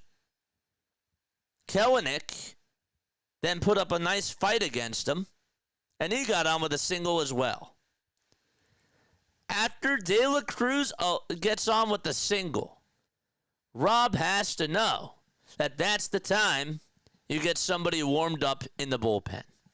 Because he came into that inning, I think, with about 80 pitches. Okay? And usually Zach Wheeler's good and he works out of gems. And there's not a lot of pitchers that you really should, he's like one of a kind when it comes to pitching, is what I meant to say. And he can get out of those types of innings. However, after that single is allowed to De La Cruz, I don't care who's pitching out there, you got to get somebody warmed up in the bullpen. And it just so happened that Matt Strahm was getting warmed up, and he had his eyes set on where he was going to put Strahm. He knew exactly what he was going to do. So Kelenic gets on with a 5-pitch at-bat, gets on with a single, and then Sean Murphy, you know, you can tell that Wheeler's getting tired. He's looking fatigued. He gets an RBI single to cut the deficit to 1. And that is when he should have taken him out. But because a lefty is warming up in the bullpen, he has to wait until the next batter, which is Michael Harris, not Arcia. So while Wheeler is still tired, Arcia is up to bat, and he puts up an 8-pitch at-bat, and he walks. And again, he's looking tired. He looks fatigued out there. Stop relying on the analytics and use your eyes. You don't even have to squint. Pun. Don't even have to squint. Right, Daryl? But anyhow, regardless, after he walks Arcia, then he takes him out. And he just went right on over to the stairwell. And that's exactly what he did. He knew that he was going to have Strahm come in to face the lefty Harris. And at that point, it's 5-4. What are your eyes telling you, Rob? He's looking tired. He looks fatigued. Okay? Body language. No numbers. Body language and eyes. Use them. That's my critique today on Rob Thompson. That's really my first one. My second critique, to be completely honest with you, Marsh pinch hitting for Sosa in that 8th inning was, I think, also not such a wise decision either. And here's why. Righty. Again, we know what he's trying to do. A lefty versus righty. Marsh has been struggling. Marsh hasn't been able to hit the ball. We're down by a run. Sosa's been one of our best hitters before tonight. And so, he wants to pinch hit for him in that spot. If Sosa gets on base, you can have Marsh pinch run for him, which I don't even know. I think that's personally a wash, to be honest with you. Is Marsh a little bit faster? Yeah. But you could have put Marsh in for the 9th inning for defensive purposes. Why is he up to bat in that spot? This guy has been struggling this year. And again, use your eyes. He doesn't use his eyes there. Those are my 2 critiques on Rob Thompson today. My other negative is the bullpen. When Jordan Romano is struggling and he's not available tonight, your bullpen gets exposed. Not fully, but it gets exposed a little bit more. You put Strom in with the bases loaded. To Strom's credit, he actually got out of it. And then Orion Kerkering comes in for the 7th inning. I don't mind that move. Orion did not have it today. I expect Orion Kerkering to be better. This was his first bad outing that he's had this year. I'm not so worried about it. But it wasn't as sharp as today. And Tanner Banks, dude, I'm getting a little bit tired of him. We got him at the deadline last year. I understand that he had 3 good outings to start off the season. He was nice. He had 1 good outing against, or he had that 1 outing, I think it was his first outing against the Nationals where he struck out 2 batters. But if you go back to like last year, this guy had some bad outings for us. And he's really more so like a 7th inning guy. We don't really have the only high leverage guy that I trust right now in this bullpen is Alvarado. And that's me, and other people would disagree with that. But that is how I feel. Okay, I want to hear what your thoughts are down below, and I'm going to get to your comments. But realistically, okay, am I disappointed that we lost this game today? It's a stinger. You know, this one stings a little bit. But I was more so actually happy with how the offense did and how they came to life against Chris Sale in this game here. And know that we lost. But if we don't take 2 out of 3 against the Dodgers, I think I feel angry that we lose this game. But because we took 2 out of 3, I don't feel as bad. It sucks that Zach Wheeler actually got run support today and yet laid an egg and we lost. But again, my negatives today were Rob, Orion, Yohan Rojas, and the other negative that I didn't talk about, there were 2. The daycare.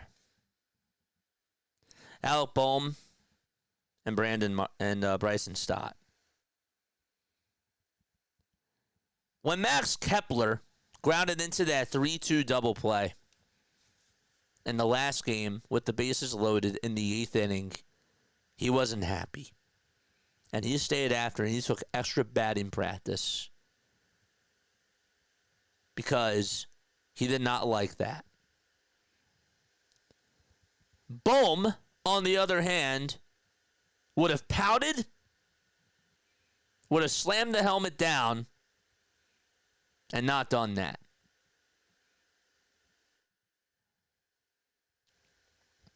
Maturity versus immaturity. Bryce Harper gets on with a walk in that 9th inning. First pitch almost hits him. Second pitch, swings right at it and pops it up. I don't like that. I don't like his situational hitting. That's on you. That's not on Kevin Long. That's on you, dude. That's on you in that spot. I've seen him do it a lot now. Schwarber looks locked in. Harper was locked in. Did you get the memo, dude? What's going on? Stop. I'm not happy with you either. You got to be better. And I hope that he gets out of his slump. But for those people that are saying, you know, I'm ready to move on from him. I'm not there yet, but I'm leaning closer to it. I kind of am. And I'm not so happy about what I've seen from him.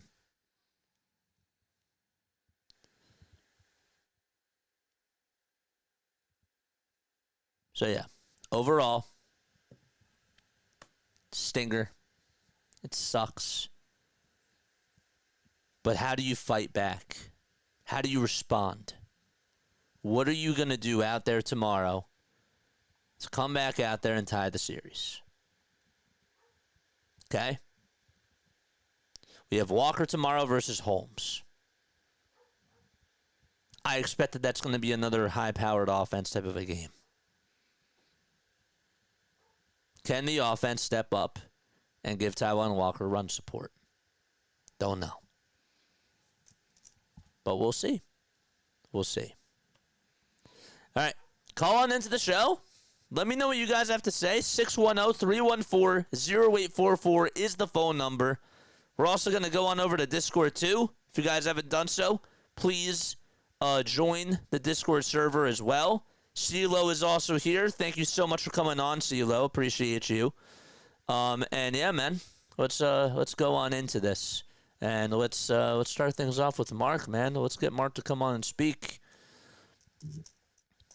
All right. Mark, what's going on, man? What's up, man? How are you? Feel a little disappointed again. Why? Because the best and raw decision making is like, here we go again. You think that the bats were disappointing today? Not really.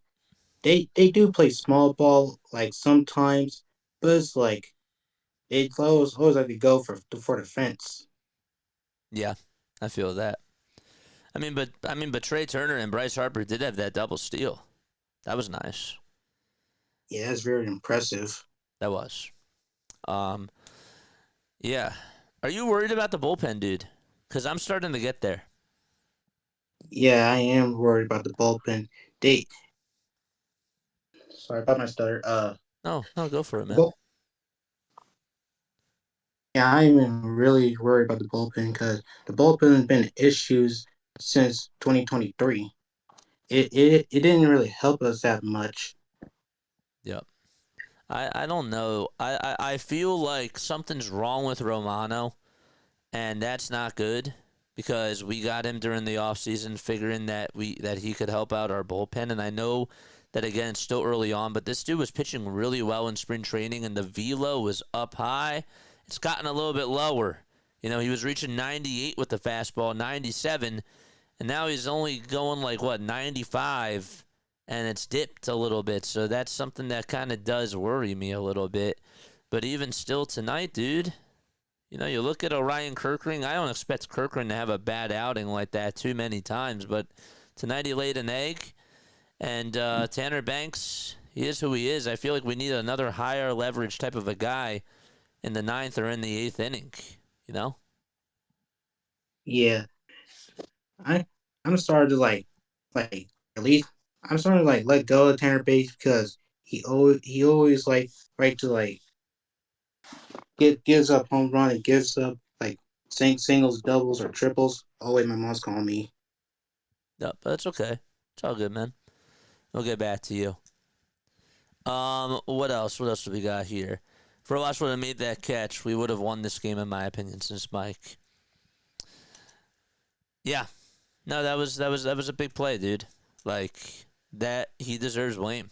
He's number one on my blame list. He is. That was. Hey, I'm back. Yeah, go for it. What's up? What's up, dude? The first issue I have is Rob, because why would you tank out Wheeler when he has 100 pitches and bases loaded? You should have him pit keep pitching, and if he starting to mess up, you yeah, pull him. But Rob just waits too long to pull another pitcher. Thank you. Like I heard that from halftime. He's kind of funny, but like I started agreeing with him. Rob is like kind of an issue, and Rob Absolutely. needs to go. Like really, Rob really needs to go. I'm really disappointed again with Rob tonight because again he's become predictable with managing the bullpen. He really has, and it's so sad because again I'll reiterate this: Matt Strom's warming up. He's a left-handed pitcher. I mean, is it really a surprise to everybody that he's saving him for Michael Harris in that spot there? Because again, you're facing 3 righties, and you know, Matt Strom, just under the Rob Thompson regime, I guess that's the right word, you just know that he's not going to come on in to face a righty like Arcia. Like, he's saving him for the lefty. It's so predictable. I don't blame you. It's really annoying. But, dude, thank you so much for always coming on here, man. I always love chopping it up with you, dude. No problem, dude. See you tomorrow. Let's get him. Oh yeah, Yeah. One more thing. Go for it. I always hate Kevin Long, but Kevin Long is not the problem in this game. The problem is the players. Yes. We need to stop babying these players and give them excuses. Yep. For an example, Stott. Like I know Stott like have a bad game, but I've seen lots of people on Twitter trying to make excuses on why Stott is like having a bad game. Oh, is Kevin Long? Oh, his bat's not right. But we have to like start blaming players like we do the Eagles every time when they have a bad game. We need to start booing them. I couldn't have said it any better, man. Really. You're the man, dude. I'll see you tomorrow. All right, man. Good night. Good night. Good night. Mark Veal, baby! Let's give him a shout out, man. My guy. Shout out to Mark. It's great. Yeah, Larry's just fake news. I would, but I had to put my daughter to sleep. No, you're good, bro. CeeLo says, how about those Braves? Dude, I mean, you're more than welcome to come on here, too. Shout out to you. Thank you so much for coming on here, my friend.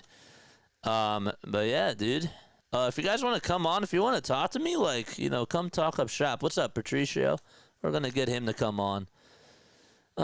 What's up, my guy? He's just joining on Discord. Patricio in the chat. What's up? Man, it's Patrick from Colorcast. Remember me? Of course I remember you, Pat. What's going on, Pat? How are you? I'm doing good. Just making my rounds. Nice. Or you're cutting in and out. Can you hear me? Yeah, I can hear you. Just let me put some headphones in. No, you're good, dude. I'm happy that you're here, man. Shout out to Colorcast, too. Wow. That's, if it weren't for Colorcast, I'm not even doing this. This was like, before, wow. I'm with some great friends in Colorcast, you know? Some Absolutely. of my best friends in Colorcast. Yeah, I have to reach out to all of them. I haven't talked to some of them in a while. But dude, did you watch this game? What game we're talking about here? The Phillies Braves. Oh, Phillies Braves. I did not, dude. I'm an AL guy. I'm a AL Central guy. I'm a Tigers fan. I'm all Detroit. And I know you're a Detroit guy. How you feeling about the Tigers? Love that they knocked the brakes off those Yankees today. It's people's first win. Yeah. He looked like a machine. Yeah. And honestly, you know, it's going to sound really corny, but I thank God when we re-signed him so much. I was like, that guy puts asses in seats. He's that good of a pitcher. You know, he's the AL Triple Crown last year. Yep. No, for sure. I got one question to ask you while I actually have you on here. I have something to fire away. You're also a Pistons fan too, right? Yes, sir. All of the big four Detroit sports teams are my big four sports teams. Okay. Like NBA, NFL, NHL, and MLB. Okay, so this is my off-topic question for you. While I have you on here, Okay, Tobias Harris. How do you feel about What him? about? How do you feel about him? Oh, because I know you have a connection with him too, because he Yeah, played in Philly. I actually really like him. I think he's I'm a good sure you locker do. room guy. I'm sure you do. He's very hardworking. He tries to be a good example to the younger players as best as you can when it's a locker room full of grown ass men and nobody wants anyone to treat him like a little brother and they're all equals. He does a good job walking that fine line while Yeah. still trying to teach them the right ways of staying in the league for a while. Because it's not all just about being an all-star. It's about, retention of income. Yep. Yeah. He spent a lot of time with us, and we were finally done with him. But hey, man, I'm happy that he's doing well for you guys. For your sake, dude. I want to get you back on sometime soon. I gotta keep the line going. But All right, absolutely, man. Okay. yep. Have a good one, man. Appreciate you. Shout out to Pat. Shout out to Colorcast, dude. I was just thinking about them the other day, to be honest with you. 3 or 4 more wins, they can climb out of the cellar. Yeah. Okay. So let's go back to chat real quick. He reached over and below the top of the fence. Yeah. Braves won their second game. Congratulations. Yes. If Rojas would have made that catch, we would have won the game, in my opinion, says Mike. Bottom 5 in the order gave us nothing tonight, says Larry. Dude, they were so empty. I thought that we were going to get more production from them today, and we did not. The other thing I wanted to talk about that was, I just lost it. It'll come back to me, I hope. I hope it'll come back to me. I just had it. I caught it. And then I misjudged it. I was Johan Rojas with that. I made a Johan Rojas tonight. It was a great game, says Hunter. It was. Again, if we come out with the win tonight, we're feeling good. Like, we're feeling really, really happy. Because we went into Atlanta and we did that. And the fact that the Braves won this game, we're not feeling so good. And I know that some people are really upset because Walker's pitching tomorrow. And we just don't trust him. And Zach Wheeler was our guy today. We won the series without Zach Wheeler pitching, the Dodgers series, which made us feel really confident going into this series with Zach Wheeler pitching. I understand. But I'm not sad. Like, I'm not angry. I'm not like, I don't know. Like, I'm not feeling frustrated or anything. That dog's barking. I don't know what she wants. What else do we got in the chat? Rob does what the computer tells him to do. Dude, he is literally, Larry, he is Daryl Morey. He's Daryl Morey. And it's not just him. It's other managers as well. Dave Roberts puts in a new pitcher with bases loaded against us and nobody out. Castellanos hits a grand slam. Terrible move. Awful move.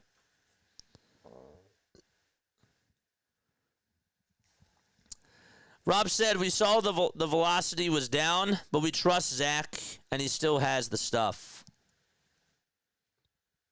Again, that's the spot, hardcore, where if his velocity is going down, what are your eyes telling you?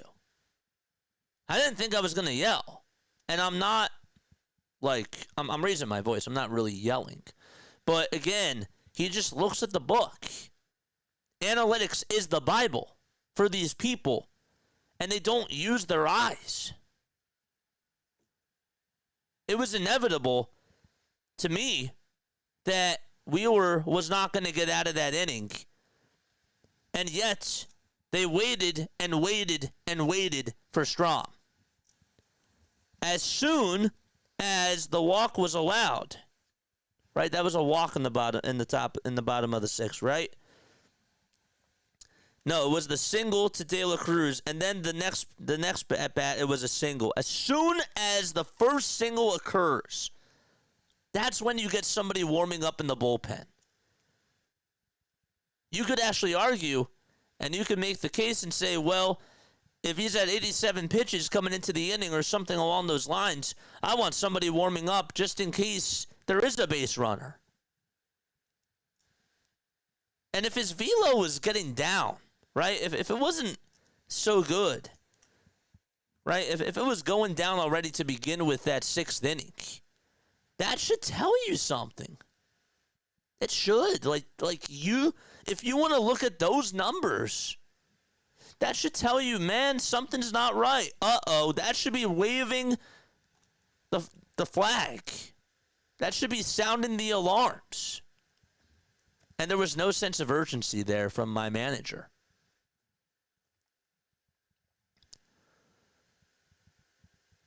Better off with Sosa versus a righty. Yeah, I know I got a lot to catch up with.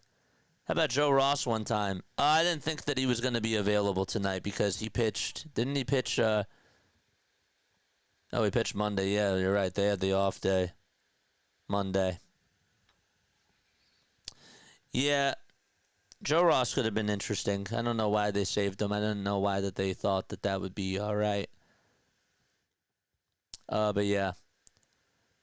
Top 5 did their jobs today. Strama's our best pitcher. He's our best high leverage guy so far. I'd say Alvy, but I put him as number 2. I would. Even though Alvarado gave up a run. I get it. But yeah. So. I don't know. I'm not like. This was just a weird game. You know, like this game had so much with it. Highs, lows, and everything. Drama. It was, like one of those, like, get your popcorn types of games if you were a baseball fan. This game was on TBS. I thought it was a good game. But if we lose 2 out of 3 to the Dodgers, we're angry about this game.